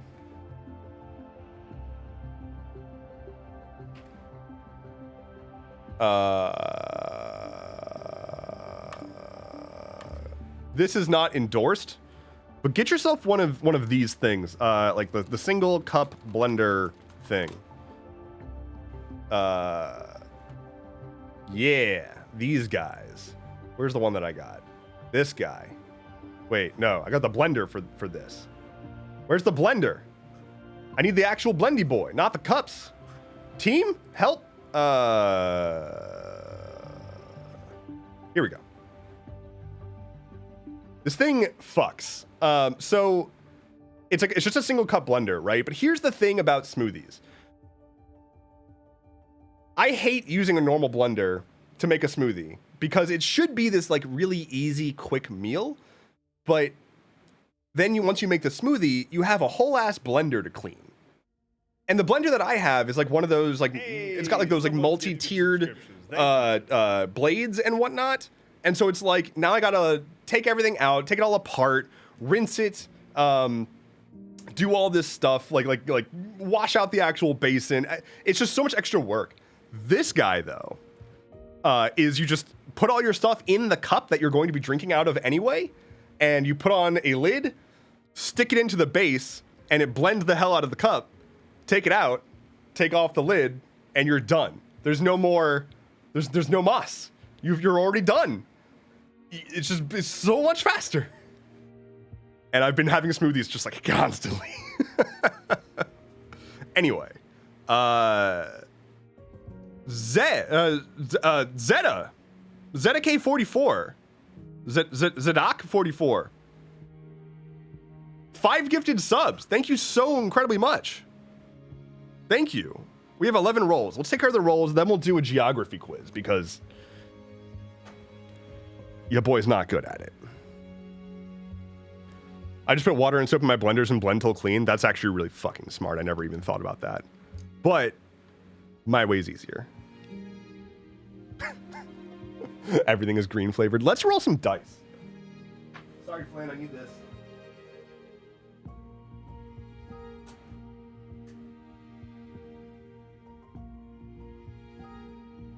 He's like, my camera.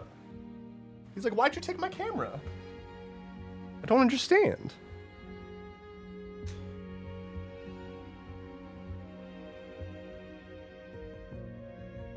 Okay. Okay. 11 and a 1. So many nat 1s today. What the hell? Oh, it's Zed. Got it. Yeah, you're already nicknamed. I just am not used to seeing your normal name. 15 and 10. Lazy people are also the most inventive. Like, why do you think I put so much effort into this like wild ass stream setup thing that automates everything for me? Like, I don't want to have to do things. And so I put in a bunch of effort. Whatever. 18 and 13.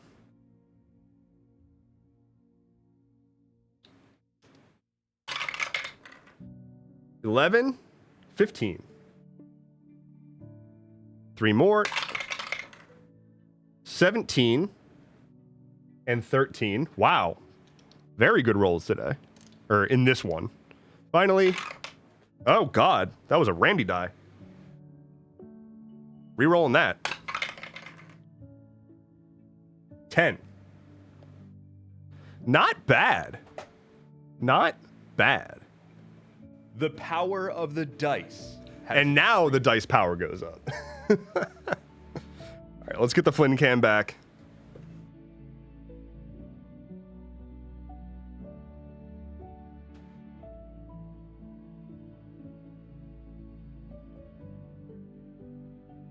There we go.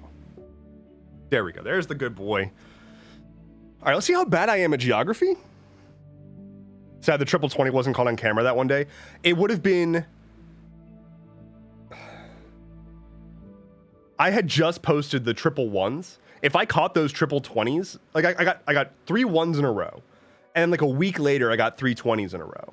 If I had gotten the 3 20s in a row on camera, that would have been ridiculous. There's Flynn. Okay. U.S. State Geography Quiz. Okay. Okay. So this is one of the easier ones because it's got like the actual lines and everything. Click on North Carolina. Okay. Okay, we can do this. Oh, there's a timer. Oh, I'm being... Okay. North Carolina. That's... this. Click on Utah.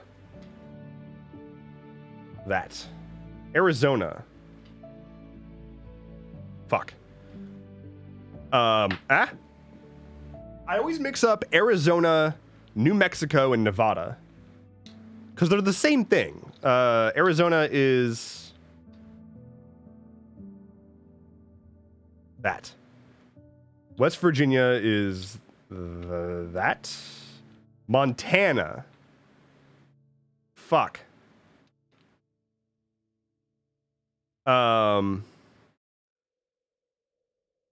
Shit, was this Arizona? Oh my God. Montana. What?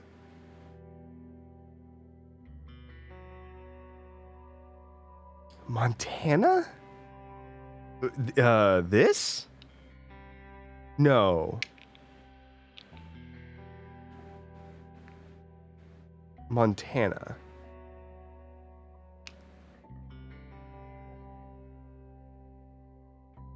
Montana's northerner. That. No? I'm wrong? Wait, does that mean I'm wrong? Oh, you get 3 tries. Okay. Whoops, that's Montana, I guess. The fuck is this? Okay. What do I got? Pennsylvania? The old pa goes there. Dingus. Wisconsin. This is Wisconsin. Nope. This is Wisconsin. Nope.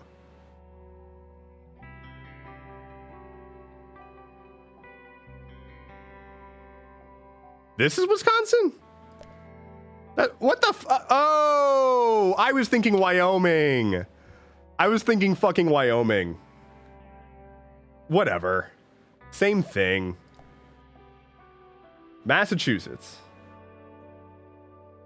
But it's that. South Dakota is that. Wyoming is that. Washington is that. Michigan, that's easy.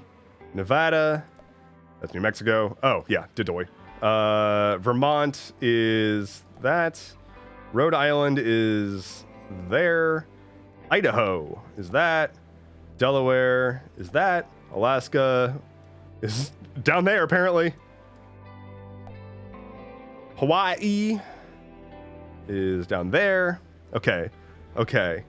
Missouri. This is where I'm gonna get fucked up. All of like the Bible Belt, like all that stuff's gonna ruin me.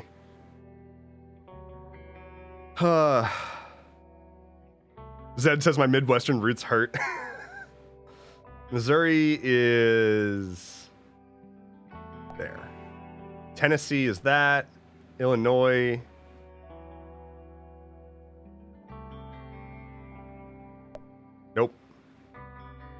Nope. Okay. Colorado, square. Georgia, that. New Hampshire is there. Kansas. Nope. Oh, no. Kansas is fucking that. Jersey.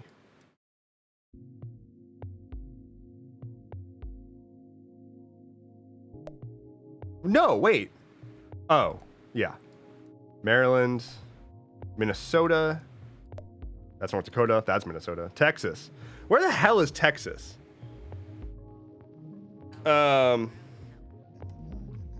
Is it this?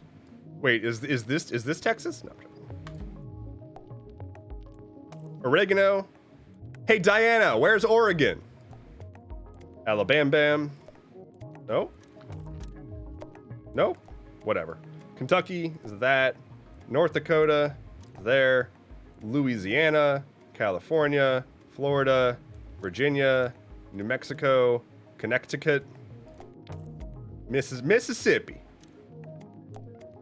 New York, Indiana,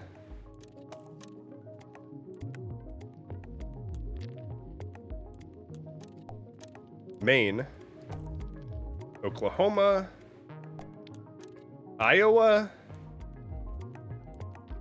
Where the fuck is Iowa?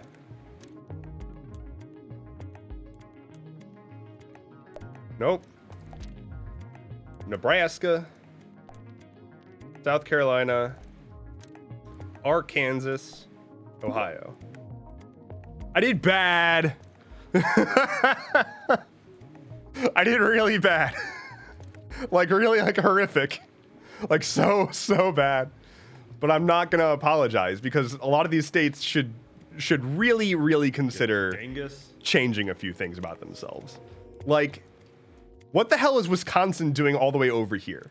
Wisconsin gives pretty like strong like Western vibes. They should be much further west. I think I knew Mississippi was a state. As someone from New Zealand, I only know the 4 main flavors of America: California, Texas, Florida, and New York. You're not wrong. I mean, like, if you're on the East Coast, you're either New York or Florida, for sure. And if you're on the West Coast, you're California. And if you're South, you're Texas. So, there you go. That's America, baby. There are no other states. There's, honest to God, like, there's a lot of states that could just be kind of like merged into just sort of like a new state just called like bleh. and no one would care. There's so many states, and I don't mean to be like cruel, but there's a lot of states that are quite literally referred to as flyover states because like you just fly over them to get to where you actually want to go. And yeah, the Dakotas should combine. The Dakotas should fucking combine, and Puerto Rico should be a state. Out of control. DC should be a state too. DC has more permanent residents than both Dakotas. Like, my goodness. And a lot of people will be like, oh, DC shouldn't be a state because it's federal land, blah, blah, blah, blah. Like, just make the capital itself be federal land, but make DC itself like the living space where there's millions of people who live. Give them voting rights. Okay, if you're not, okay, DC, which is, I mean, okay, I'll just dox myself. DC is my local city, and they don't have a representative. They straight up don't. There's no voting representative for DC. Hello. There's only an observing representative. It's so fucked that every license plate in DC has taxation without representation printed on it. Like that, the license plate slogan for Washington, D.C., the capital of the U.S., is taxation without representation, because D.C. does not have representation, but still pays taxes. Very cool. But it's never going to happen because D.C. is like an 87% left-leaning city or something like that. And so, like, as long as there's not a massive super majority of like progressives or whatever, it's just not going to pass. They're never going to allow that because Republicans don't want to give Democrats 2 more senators. And so it's just like, oofa. Charlazard 1993, thank you so much for the follow. Welcome in, welcome in. I swear I had other stuff that I was going to talk about and do. I do want to play some Paleo later.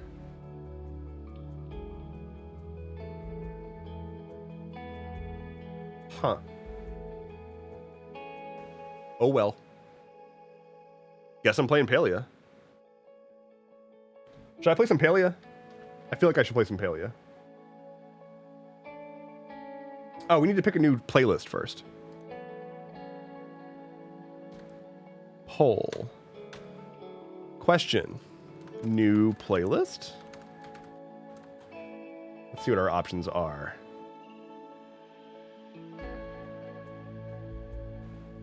We have synth, jangle, and digital. Go.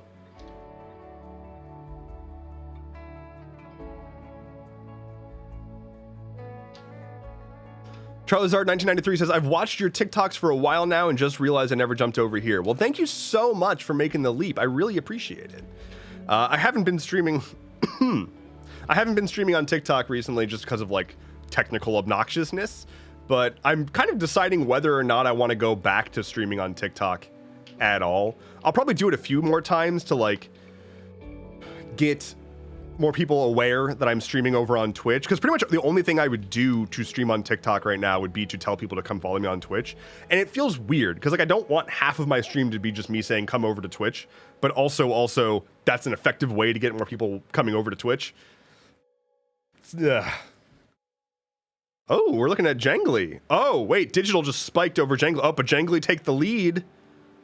Just a couple seconds left. There is a runoff, and digital won by a single vote. My goodness. Inky says, I think you get a decent amount from posting on your story. No, I just need to be louder about the fact that I stream in general, I think. Digital it is.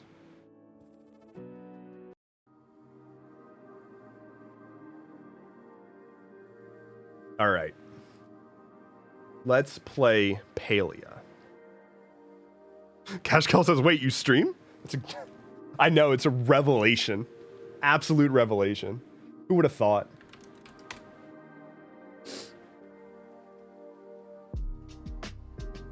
Sometimes he subs for Flynn. Oh, shit. 26 minutes ago, Noah wanted me to give Flynn a treat. So let me do that. All right. All right. Let's give the dog a treat.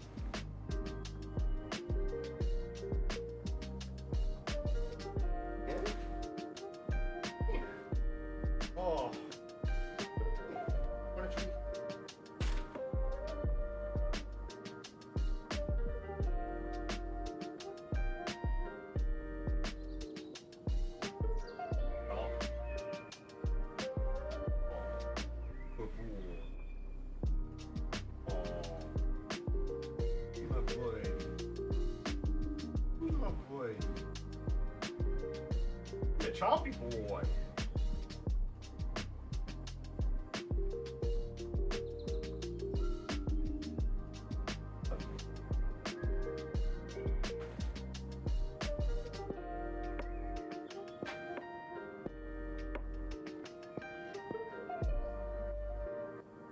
What a good boy. Drool boy is a happy boy. He is a drooly boy. All right.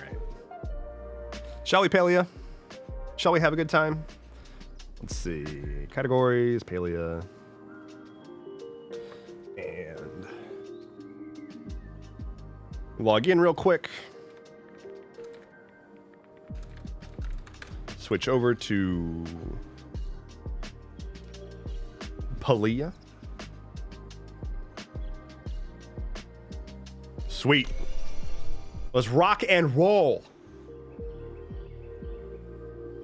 I too wish I was a drooly boy. Someone should give me treats. What should I do for dinner? It's about that time of the stream where I start polling chat for what the hell I should eat. I already had a smoothie, so I can't do that. I could do that again. Did I tell you all that my favorite taco place got screwed out of their location? They before their, like, they signed a lease for their current location, and it was broken because a new developer bought the space and voided the contracts somehow. So like they thought that they had like just signed like a 5-year deal to have rent for the location that they were in, and then them and every other business in that area were told like, hey, you got to get the fuck out, we're tearing all this down. And so now they're operating out of a food truck where they used to be, like parked out front of where they used to be while they figure out what the hell to do. And it makes me so sad. But I ordered from their food truck yesterday, and my goodness, it's so tasty. I miss them so much.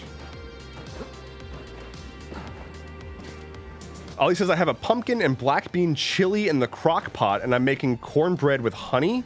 Fucking, can I come eat dinner? Can I come over? You want to save me a plate? My goodness. I've never heard of a pumpkin chili before. What the fuck? Can you explain how that works? And also, did you bring enough for the class? All right, let's collect a few like people's weekly wants and whatnot. I'm always here. Shane, tell me what you want.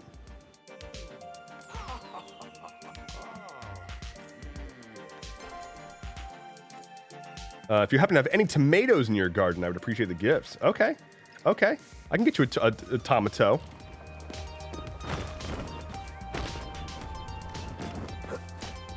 Pumpkin chili. This is news to me. I didn't know you were allowed to do that. Did you have to like get clearance or like some kind of like allowance, or did you like get approval from your local government before you did that? Well, my grandmother's chicken and dumplings now, but she's across this big ass fuck state. Just like fold Texas over. You know, like just take the state and just kind of like fold it, make it smaller, you know? I don't see what the problem is. Oh, I do have tomatoes. Excellent. I'm a tomato lord.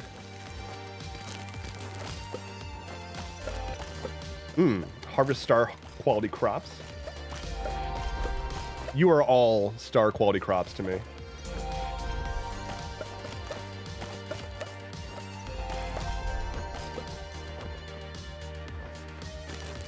Oh, out of curiosity and for no reason at all.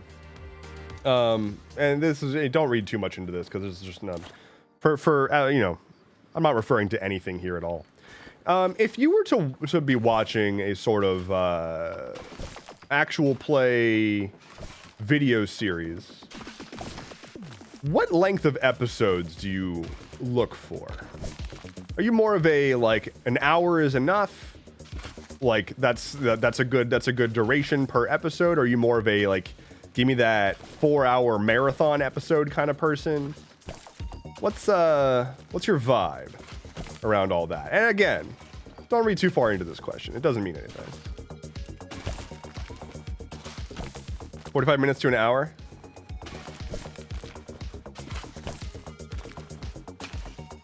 Like an hour. 30 to 60.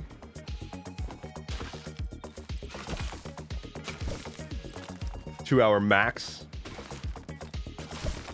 Yeah, I gotta say, so like, as somebody, I have a very hard time, yeah, Inky, same thing here. Personally, my brain doesn't like looking at something for more than an hour if I'm just glancing through to look for something new. Yeah, like I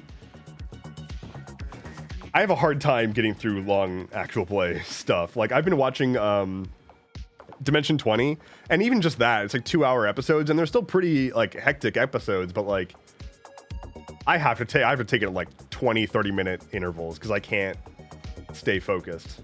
I'm just like, I just get like antsy to do things. Oh, I need to get on my jams.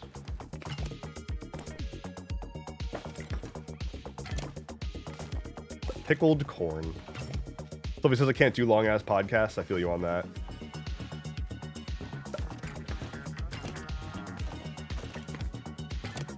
Okay. Oh, Milo, welcome back. How is it going? It definitely is what I can tell you. What's up, Milo? You got news? Exciting. Should I be excited? Is it good news or is it bad news? Because sometimes it's bad news, and I don't like bad news.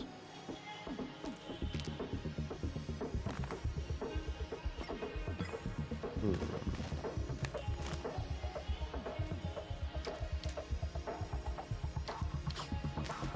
all that. Okay.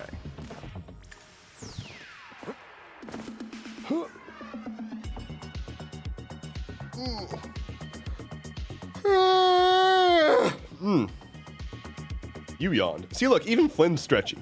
Are you a stretchy boy? Oh, big stretch.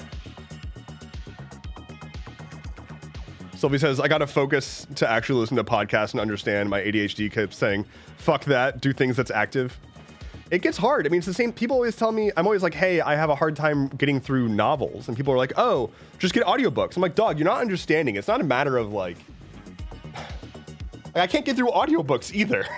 When do people have the time to listen to audiobooks and like pay attention and get anything out of the story? It's like 45 hours of listening. Even if you speed it up, it's like 20 hours of listening, and I still have to comprehend and pay attention. It's just so much. I have such a hard time with it. All right, let's plant some wheat.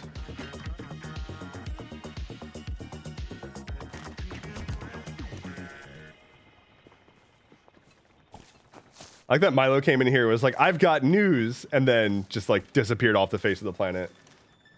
We're all just sitting here, edge of our seat. Okay.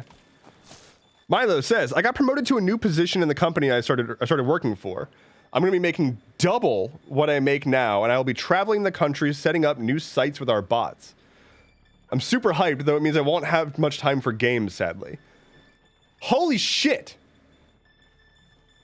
Holy God. Can we get an outpouring of hype from Milo? Congratulations. That sounds amazing. And it also sounds like you would have a lot of time to listen to audiobooks while you're traveling. That's so exciting. Congratulations. Seriously. Where's stuff? Okay. Wait, no. There we go. All right. To celebrate this big thing in your life, I'm gonna place a bunch of digital poop on the ground. But I promise it's for a good cause. So.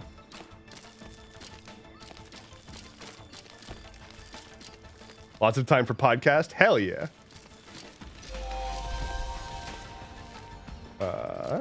Okay. Okay. Nope. Okay. Yes. Okay. Watering.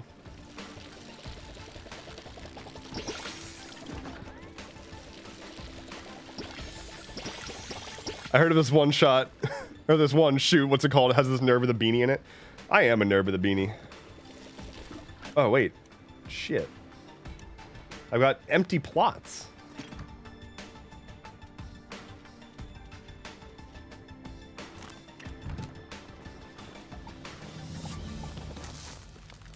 Damn it, I have another empty plot. I'm so inefficient right now, y'all.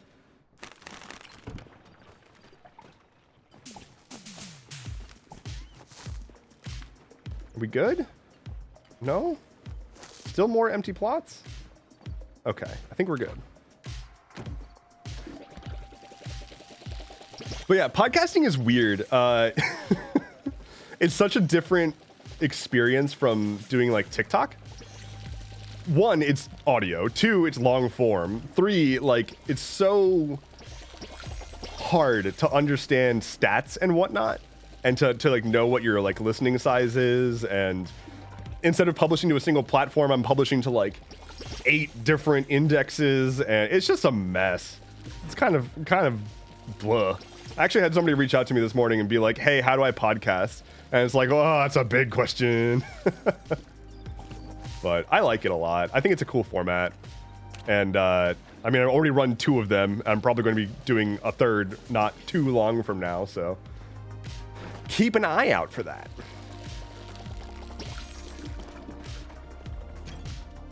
Okay, I can finally go do shit. Let's go give Shane a tomato. I think I'm gonna optimize for making friends today in Palia, because my friendship situation is not great. So I want more digital friends. I want people to like me digitally and biblically.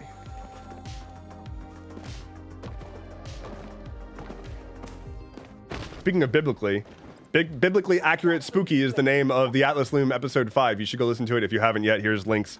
Go subscribe, all that good stuff, talking about podcasts, etc., etc., etc. Yay.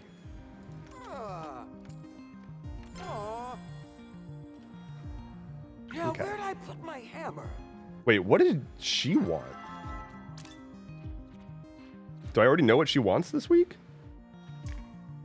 I don't know what she wants. Who's your favorite NPC, by the way? I think Gel is great. He's a dork. Gel is pretty good, and I like that he goes for like sad nighttime walks by himself. That's a vibe. But I mean, Einar though. Like, Einar though. The sweetest boy. The nicest lad. Einar, I got Einar's, I like finally hit level 10 fishing or whatever, and I finally unlocked the, exquisite rod recipe, and the voice, like the dialogue line that Einar gives for that is like, you have unlocked my most exquisite recipe. Please don't tell the other recipes. I don't want them to be jealous. Einar is out here caring about the well-being of his recipes. Also, this is happening currently. Musical boy. Onion seeds, carrot seeds, cotton seeds, tomato seeds, wheat seeds. I just want some varied crops. I like that he names all of his fish Gil. Yeah, and he also recommends that if you have a fish, that you should name it Gil. It's a good name. Solid option. You seen any cool bugs? Hello, small child.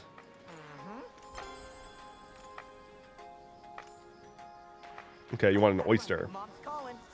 Okay. Who was I? Where's Shane? Where's Prayer Boy? There's Prayer Boy. I have a tomato for you, Prayer Boy. Cinnamon bun. Oh, he very much is a cinnamon bun right now. Look at that. Look at that. Last night, he was more curled up than I have ever seen him be curled up before, and it was a sight to behold, honestly. He's such a good dog. I love him so much. Oh, I need to change my fashion. My outfit is outdated now. This was like my like sort of Christmas cozy times outfit. Now I need a new year, new me look. So we'll do that next after I give Shane a tomato. We'll go figure this out.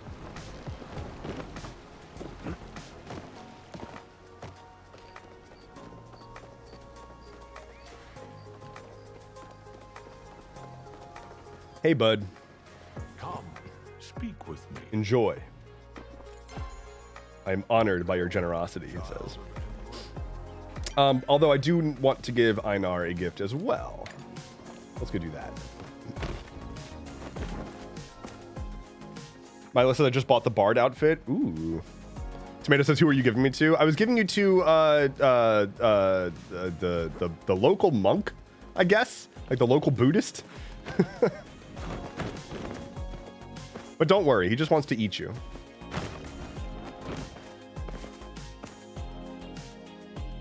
Hey, yo. Oh, we're all standing around here for some reason. Hi, everybody. Nah.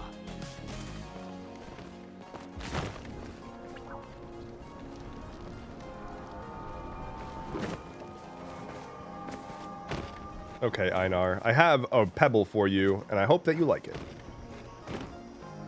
Because it's a good pebble.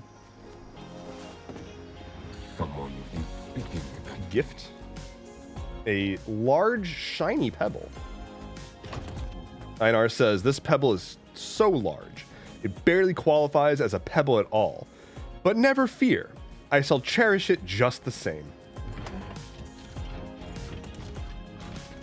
This guy is out here. Anticipate experience. Oh, my relationship went up with him. Okay. Einar is out here being like, this pebble is really big and may not qualify as an actual pebble, but that's okay because we love it for what it is.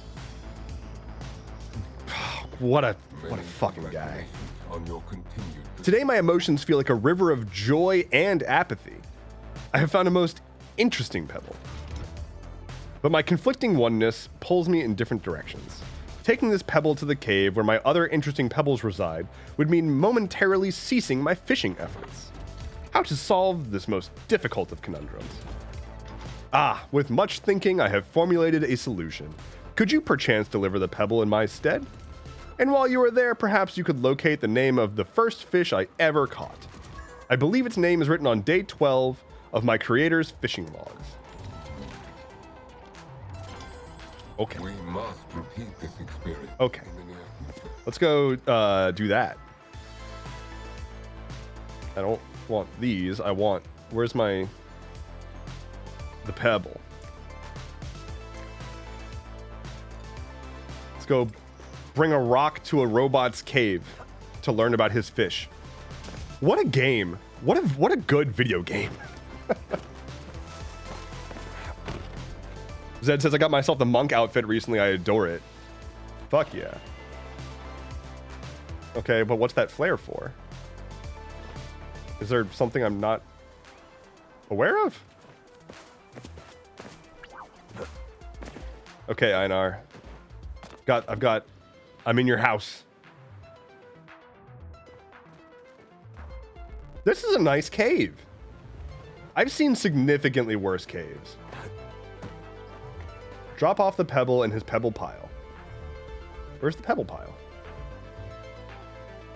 Wait, am I dumb? Is this his bed? Please tell me this is his bed. Where's the pebble pile? Hello?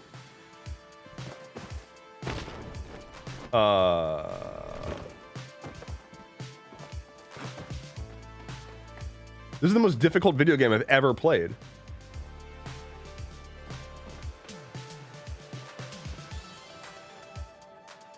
Oh wait, is that it? Pebble pile. Okay. Did it. The fishing log. Ooh, trout dinner recipe. Thank you.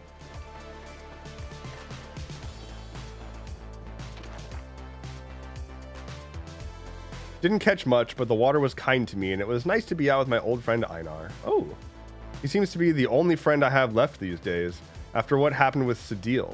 I don't really want to talk about that here. Oh? Lore? Lore?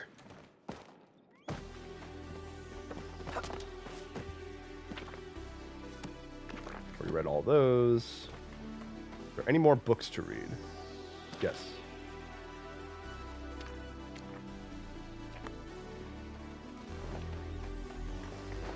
Ooh, read. Generally, museums frown upon their patrons juggling their priceless works of art. That's why you have to do it when the guards aren't looking. Unfortunately, this usually means you aren't able to draw much of a crowd. Which begs the question, if no one saw you juggle the crown jewels of Aquindu, did you really do it? That's a question for chat. If you're in a museum and you mess with museum stuff but nobody sees you do it, did you even mess with the museum stuff?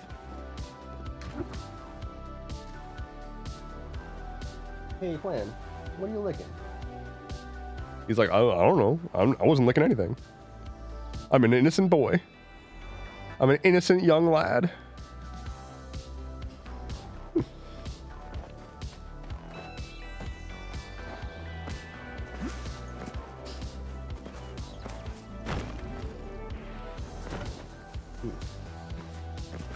Giving people keys to your house. I had a friend once that I was so close with that, like, and like maybe this is not unique, but it was unique among my friends. I had one friend who was like comfortable enough in my house that he would just let himself in. I would be like, this was like when I was a teenager, and like he didn't get permission from my parents to do this or anything, but I would be like in my room as a teenager, and then out of nowhere, like the door slams open and it's my friend, and my parents have no idea that he's even entered the house, but here he is. I assume It was a vibe. it's also your oneness. Did you place my pebble with its compatriots? Safe with its friends. Many thanks. I find my fondness for you has moderately increased. Hey, chat. I find my fondness for you has moderately increased. Please accept this fish of flow as thanks. May she make a suitable companion. I got a shimmer fin. I must be going. I That's have so many- sweet.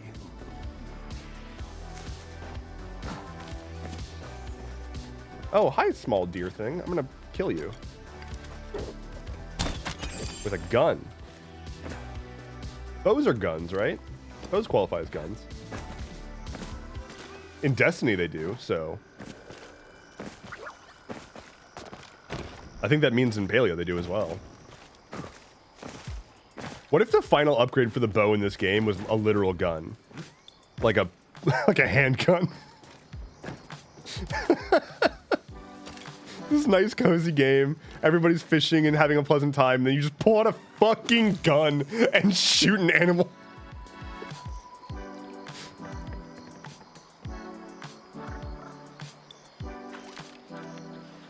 I appear to be fishing. I didn't mean to be, but we are where we are. We're here now.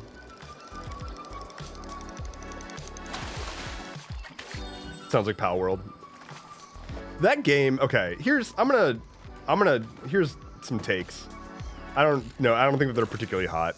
I'm not trying to start shit. If you're enjoying Pal World, great. I have nothing really against it, but the main thing that I'm vibing with when I'm seeing it is like, this doesn't look fun. Like, it looks funny, but it doesn't look fun. Like, it feels like a meme game, and I want to be wrong, because if there's people out there really enjoying it and they want it to be a good game for a long time, I hope it will be.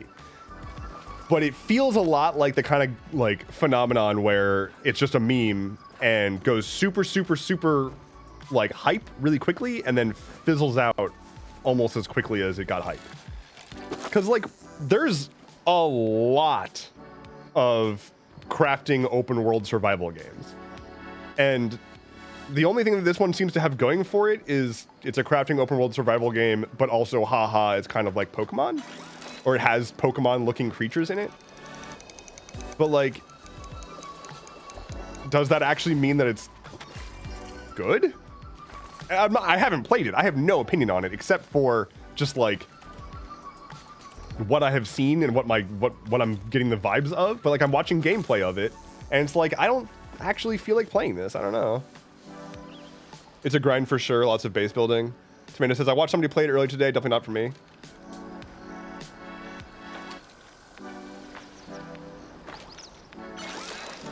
Yeah, I mean, like I don't buy into the like they ripped off Pokemon and they're gonna get lawsuit, blah blah blah blah. That's silly, but like some kind of hero.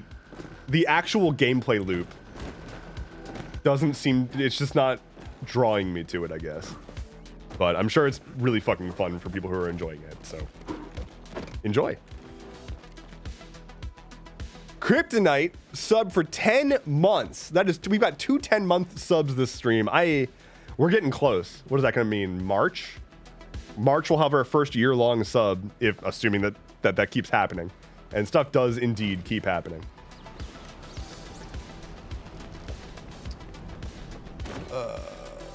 Vinyl Dash says you can make massive factories and it's very easy to play, and their tutorial will help you along. I've been wanting to play Satisfactory. Like, if I was gonna do so, again, I'm not trying to like say, well, you're wrong and you should instead play this other game, because games are games. Go have fun. I think a game that I have been wanting to play for a long time is Satisfactory, because I like the iterative building up giant factories or whatever. But like that game is specifically purpose built for that, like that and Factorio. But Factorio has shitty stuff. But yeah, like, I don't know.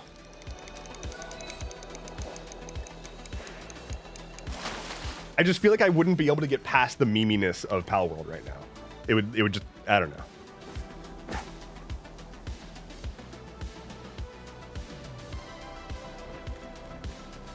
But there's a thing I wanted to reply to and forgot about already because it flipped out of view and therefore doesn't exist anymore. Ah, yes. Goody2630 says, little Paleo question for you in chat. Have you tried the Choppa arcade shooter minigame? And if yes, what's your high score? I have tried it. I haven't tried hard at it, but now I'm going to go do that because that's a really fun idea.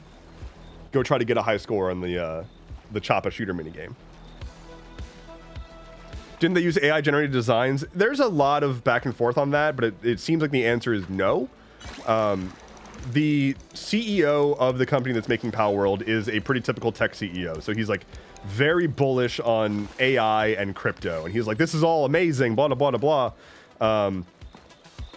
He then also has like some stuff that looks like Palworld-y stuff that he generated with AI art. I think it is not unlikely that they used AI image generators to help generate concepts, but there's no indication of them having actually used AI, and AI can't generate fully rigged 3D models right now. I would say at most, if anything,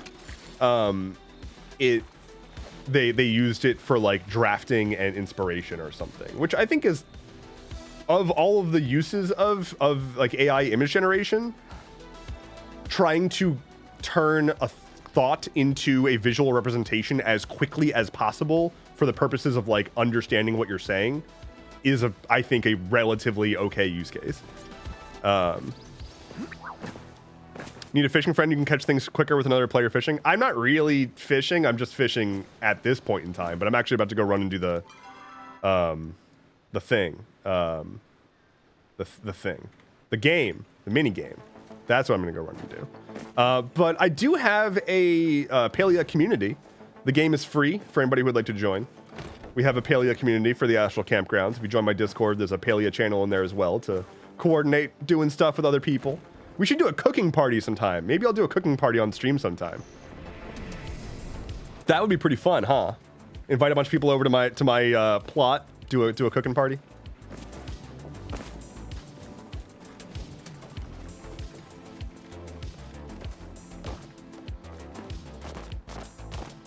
Got to get all the way over to the underground.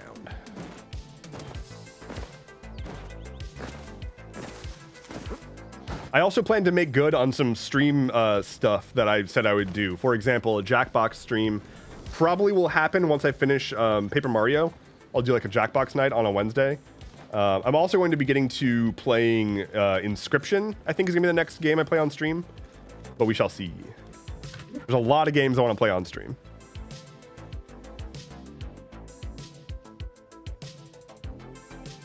I do wish that this game had more stuff that you do with communities, because like we have a community, right?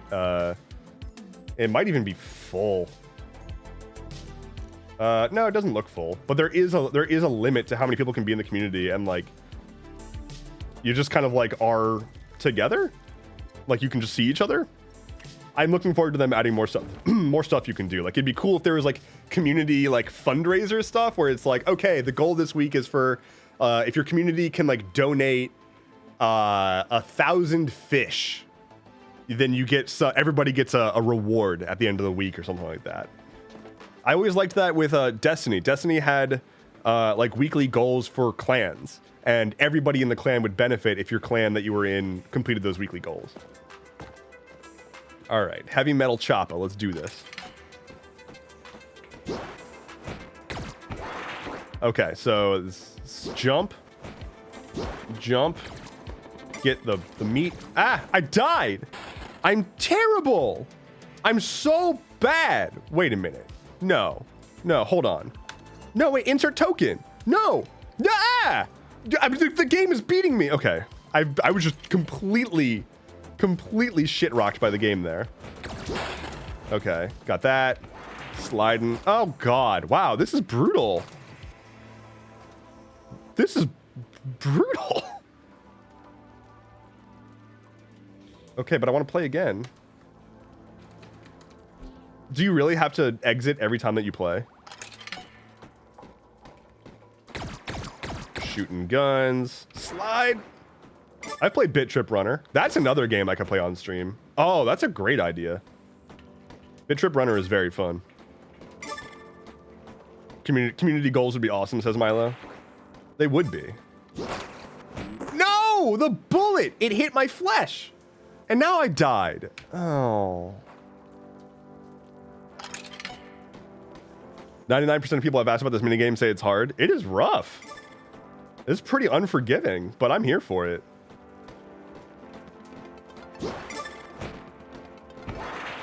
Didn't a Master of Bit Trip just drop? I don't actually know. I haven't heard of that, but if it did, sweet. Fun fact, Bit Trip Runner 2, which the full title is Bit Trip Presents Runner 2 Future Legend of Rhythm Alien. The narrator for that game is Charles Martinet, who is the voice of Mario / Parthenax in Skyrim. So that's just a fun little fact.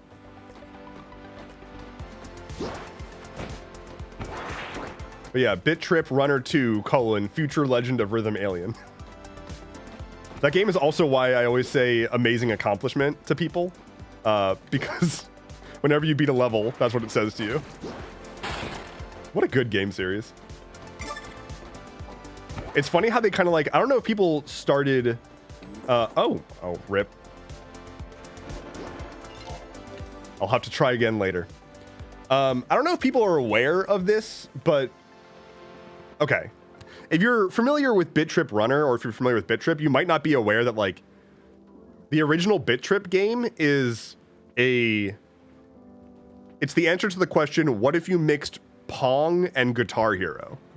And it's really fucking fun. But then they like just went in a completely opposite direction with it, which is fine because like they made a bunch of other really good games. But yeah, the original Bit Trip, just the game called Bit Trip, is Rhythm Pong, and it's fucking fun. The voice of Mario? Oh, you mean Chris Pratt? I just think he's so cool. The best thing to come out of that movie was Jack Black being Bowser. Like, what a perfect casting. Absolutely spot on. And now Jack Black's gonna play Steve in the Minecraft movie? Oh my God. Less Chris Pratt, more Jack Black, please.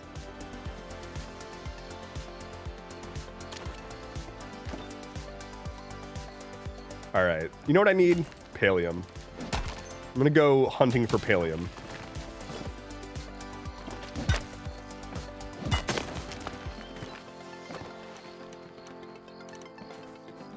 Where's the fastest way to get to the place? Okay, I'll do that. Jack Black has forever been my hero. Has been forever my hero. He seems like a really good dude. There's like a couple of things that are like, ugh. Like I think I'm not sure if it was probably his publicist, or maybe I'm just making up excuses for him, but fairly certain that he like endorsed Israel or whatever in the ongoing shit. But like, I don't actually know. I keep learning things about people who I admire, and I just keep getting upset about it. But largely, on the whole, Jack Black seems like he's just trying to navigate this world while being as rad as he can be. So, yeah.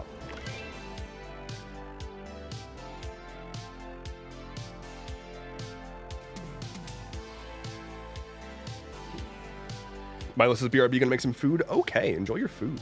Got about 25 minutes left on the stream here. I'm just gonna be popping around, mining some Pallium, chatting about whatever. But again, I'm back to my normal streaming schedule, so you'll catch me on this Wednesday for some Paper Mario Thousand Year Door. Hopefully, we'll finish it up. I intend to kind of like go directly into playing the game and see if we can get to the end. But if I don't finish it, I might try to finish it up on Thursday with my afternoon stream. Just because I'm trying to get done with that game. I've run into a lot of roadblocks and things that have prevented me from being able to make progress on it, so looking forward to actually doing that. Please be Pallium? Oh, I got juked. I thought a regular rock was Pallium. Unfortunate. Bring back the, like, 1 week where they decided to patch the game and just make Pallium absurdly prevalent before they toned that back down.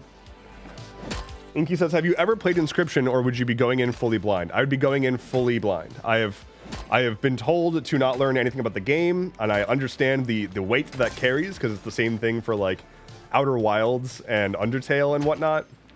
And, like, those games are so much better if you don't know anything about them. So, yeah, I know nothing about Inscription, and I'm going into it fully blind. I know it's a deck builder. I know it's, like, spooky and meta.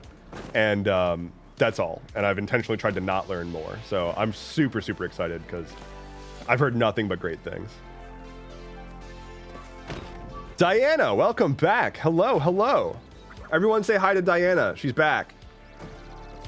If you somehow, if you are here and you do not know who Diana is, by the way, I haven't done this in a hot minute. I'm going to do a shout out. Diana of the Rose. Diana is my absolutely incredible partner in crime on the Atlas Loom, and is just an absolute joy of a person. She is her streams are just nonstop injections of happy and great and lovely, and she is absolutely somebody that you should be following on all of the platforms, wherever they may be, and also subscribe to the Atlas Loom. Pallium. Give. Thank you. Iron. Give. I'm so low on, like, every ore in this fucking game. I have so much mining to do. I should just put out requests for Pallium and see if anybody does that. The Atlas Loom has new TikTok/Reels out? Hell yeah. Okay, okay. I'm excited to go watch those.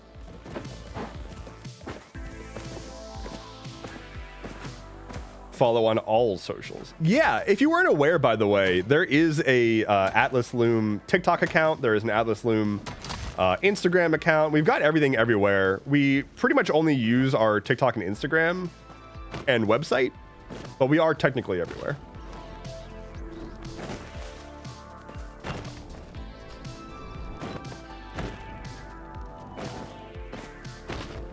Y'all want to know the most annoying thing, though? I'm out here trying to publish a dang podcast, and Spotify and Apple, which are like 95% of our listenership, it comes from Spotify and Apple, takes so freaking long to update when you publish. So like I have to publish and then go essentially wait until Apple and Spotify both see that there's a new episode and bring it in and put it in their listings. And then we can tell people there's an episode out. And it's so annoying because I basically don't have control over that time frame. So like I'm sitting here getting all hyped to publish an episode, and then Spotify says no. You're gonna wait. You're gonna deal with it. Like I can't even get the link to send. Like I want to include the Spotify link in the announcement, and I can't even get the link to include because it's generated once they realize that you published. Anyway, just content things. What I'm trying to say is podcasting is great, and I love it, and you should go listen to my podcast.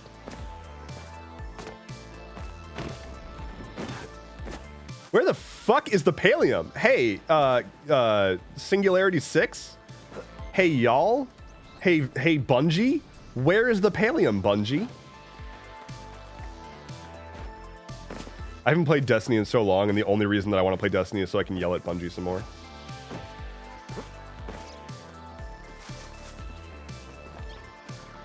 It's kind of funny. I was actually like, when I was first starting off with streaming and like gaming content and shit, I was thinking about trying to be a like specifically Destiny content creator.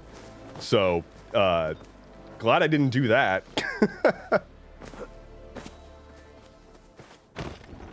All of the Destiny content creators right now are like scrambling.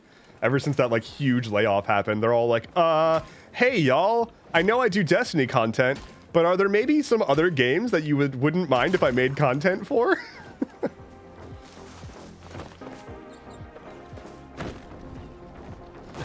And subscribe to the Atlas Loom for bonus videos. Thank you, Cash Cow. Cash Cow's out here like actually trying to do our marketing for us. I appreciate it.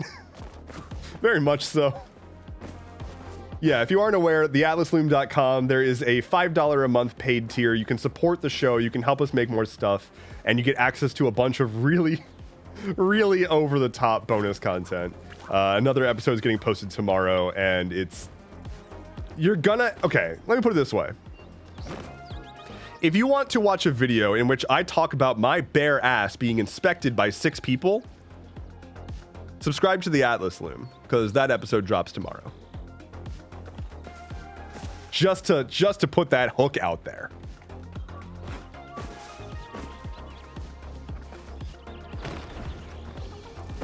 Quality content indeed.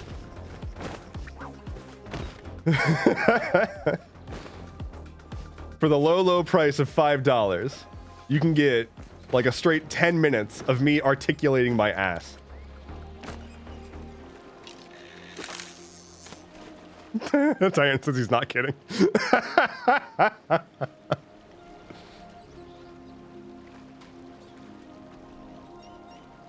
Gotta support 2 of my favorite streamers. Oh, thank you.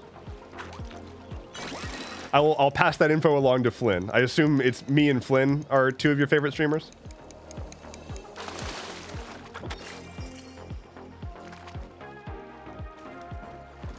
There's a look at your favorite streamer right there. He is a curled up pup right now. My goodness. Wait, Dev, you stream? I sometimes guest star on Flynn's stream. It's pretty infrequent, but Flynn's our executive producer. Oh yeah. Oh yeah. Be sure to watch to the end of YouTube versions of the Atlas Loom for a brand new gag. I need to go home because I am out of inventory space. Please make that a shirt. Executive producer. Oh, don't worry. I will say, I don't have a timeline on this yet, but the goal that I had for January was to launch my merch store. And then I got hit with the Rona. So oops. But my goal for February is to get my merch store up. And part of that merch store is going to be Atlas Loom stuff. And I've already ordered a few samples. I've already evaluated a few things. I'm really happy with some of the stuff. I'm going to make a couple of tweaks to some other stuff. But I will tell you, I'll go ahead and say this now. One of the merches, one of the merch we are doing is a blankie. And y'all, it's so cozy. It's so cozy. It's so comfortable. It's now my world building blanket. I use it whenever I'm world building. I put it on my lap. I put my laptop on top, and I just open up Obsidian and go hard while being a cozy boy. It is lovely.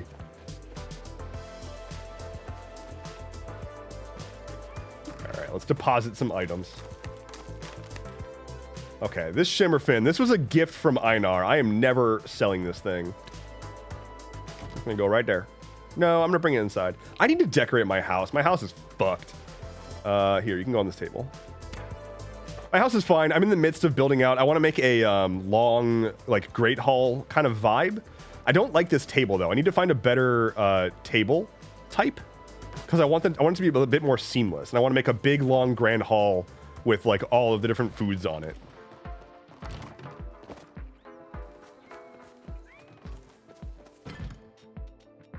But yeah, I'm super excited. Oop, this is safe storage. My bad. I'm super excited about all of the merch stuff. I had a little bit of a setback also with one of the other things that I was waiting for to like be able to do merch. I'm working on that new logo.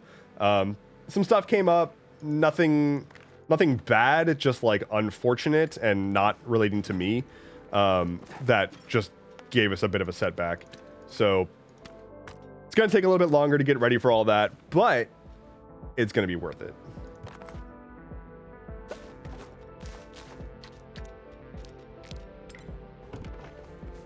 Got to go put BRB, got to put on some washing in the machine. Okay. Got to go put on some washing.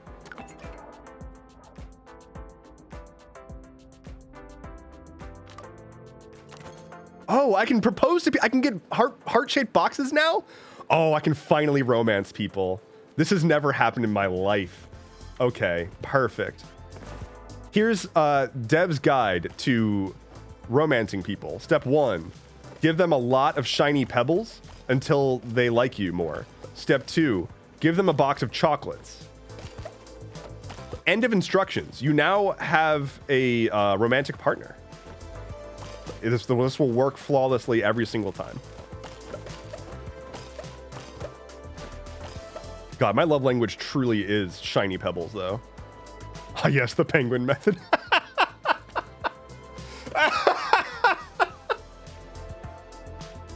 That's actually really fucking accurate, though. Consider the penguin.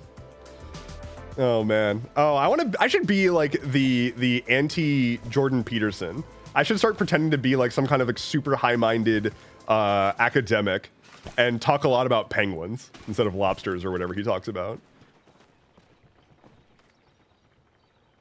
Give shiny math rocks and food. Got it. I mean, to be fair, I feel like for the right person, shiny math rocks will do it. Hello, it's me. I'm the right person. I thought we were all about otters here. We do love otters here.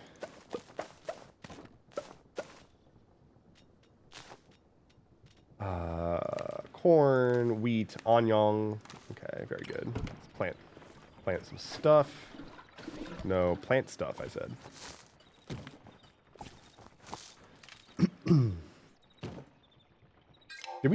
Did the music end? I'm just gonna start over the playlist because whatever, we're almost done.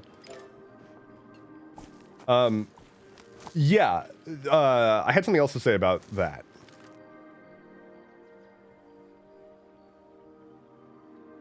Give them pebbles and then a heart-shaped box. Swear I had a follow-up that was actually meaningful, and then I don't remember, so that's cool. Very good. The brain fog is still mild, but I feel like I can't use that excuse because, like, this is normal for me. Forgetting what I was going to say halfway through. Diana called me the fuck out recently. She outed me because...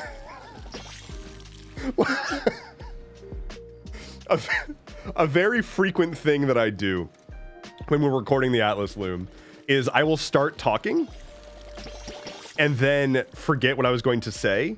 And so I just be like, sorry.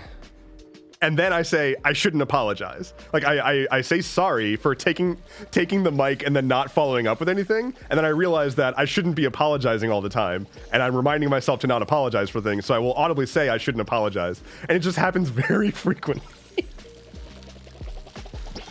I'm getting better though.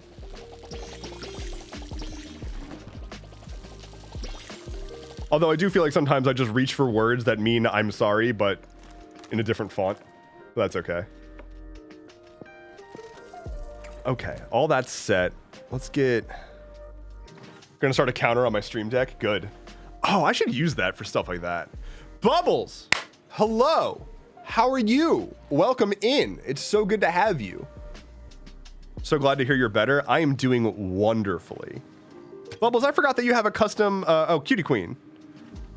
Yeah, Bubbles. I forgot that you've got a custom thingy set up. For those who were not here earlier in the stream, by the way, I'm going to be working on, hopefully we'll be ready by Thursday, a new redeemable for channel points that will let you customize your display name in the chat on stream as well as set a color. And that will be completely automated. So that's hype. put tomatoes there. Put more tomatoes there. Okay. That's very good. Dev 3 hour, I'm sorry, mega cut. It's gonna be more than 3 hours.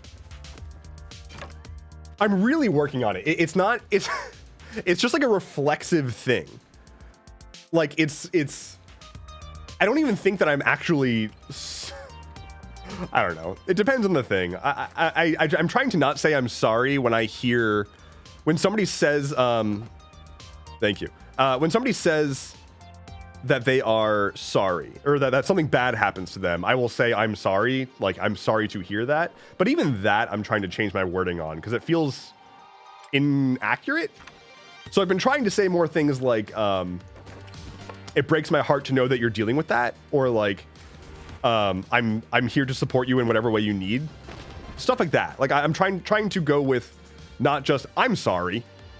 Like, what does that mean? I didn't do this to you. Like, obviously it's short for like, I'm sorry to hear that, but it still makes me internalize over time. Like, wow, I'm apologizing so much. I must be a problem. So bad things happen equals that's rough, buddy.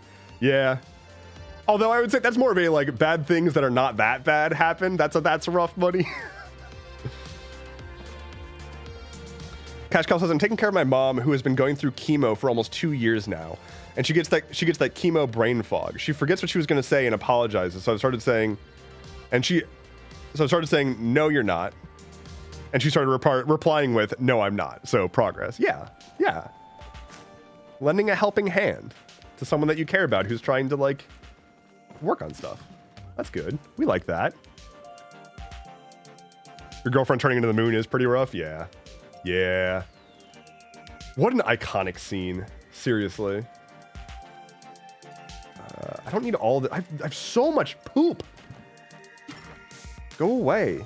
Someone buy my poop. Fix all my shit.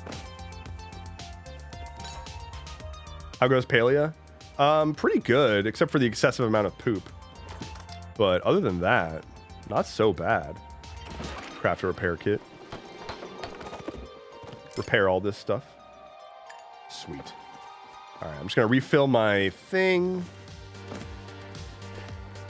Wonderful. Okay.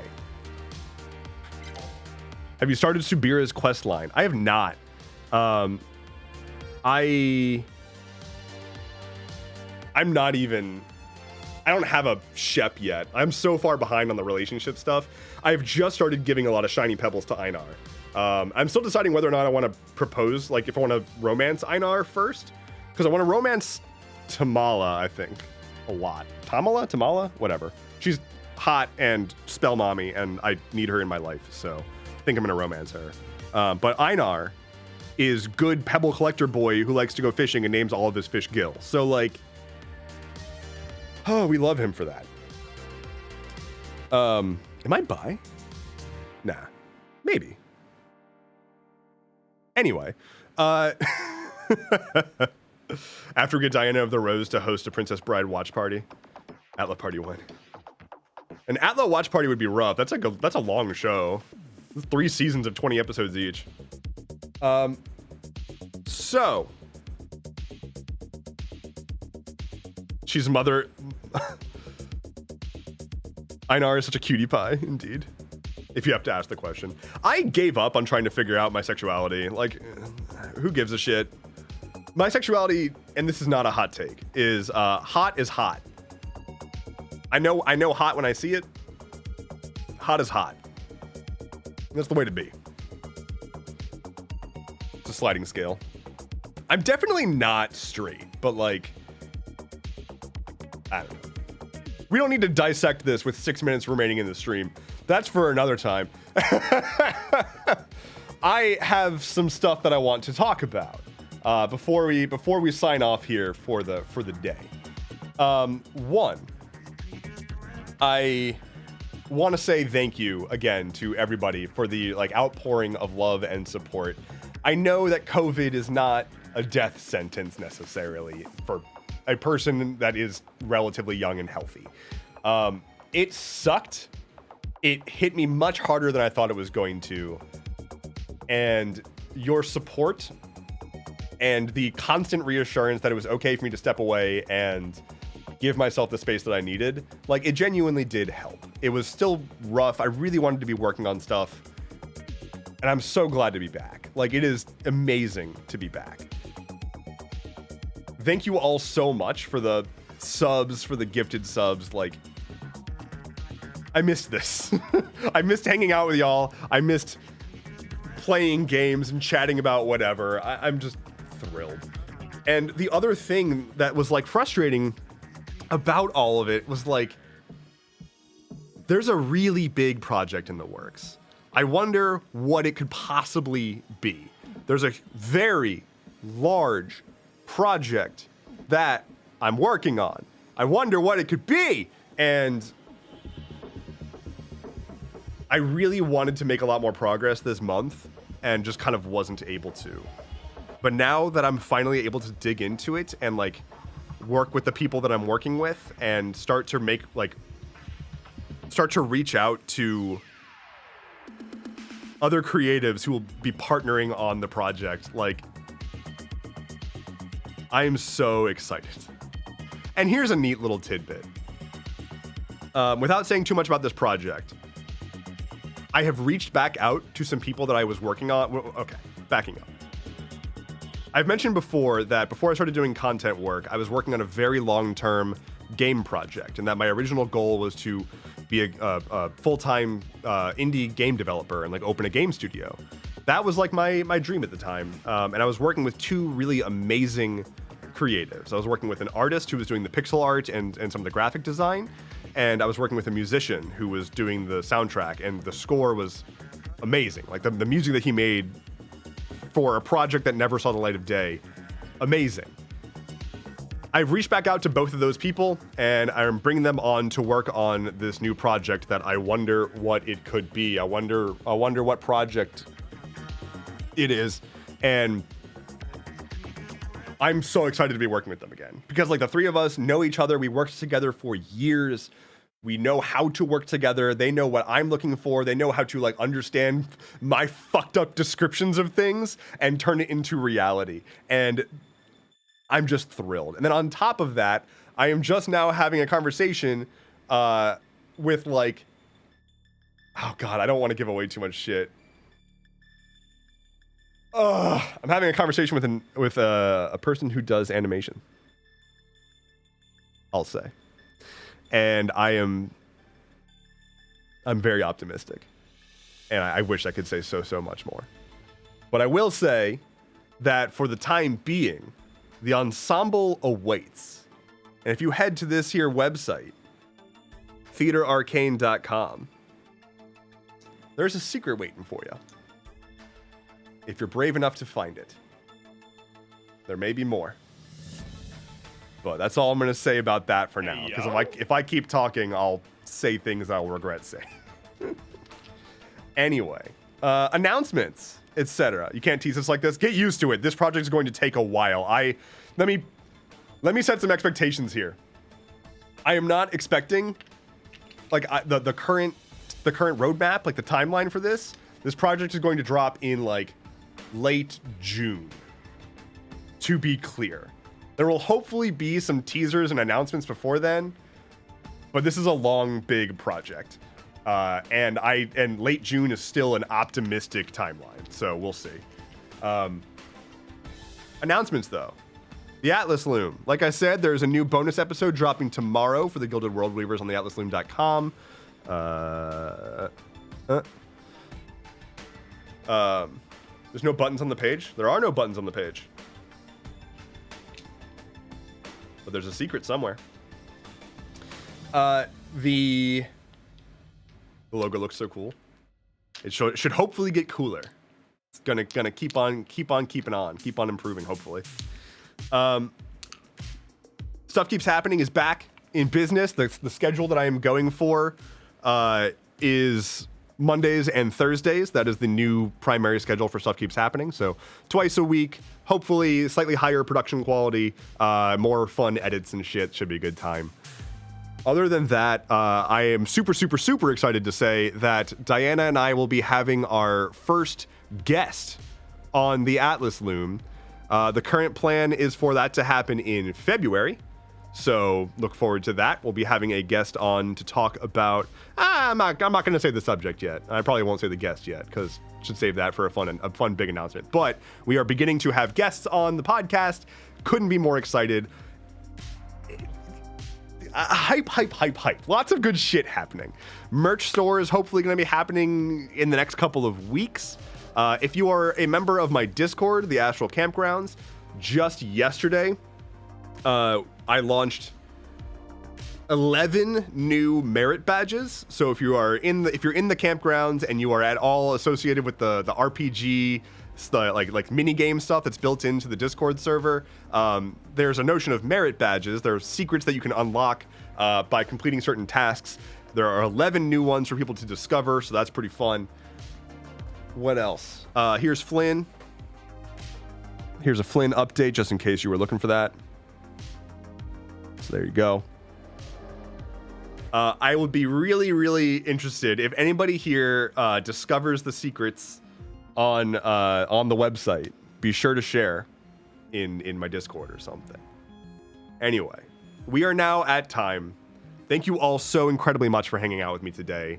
I cannot wait for Wednesday to see you all again. I'll be playing more Paper Mario: The Thousand Year Door, hopefully beating it. Should be a great time.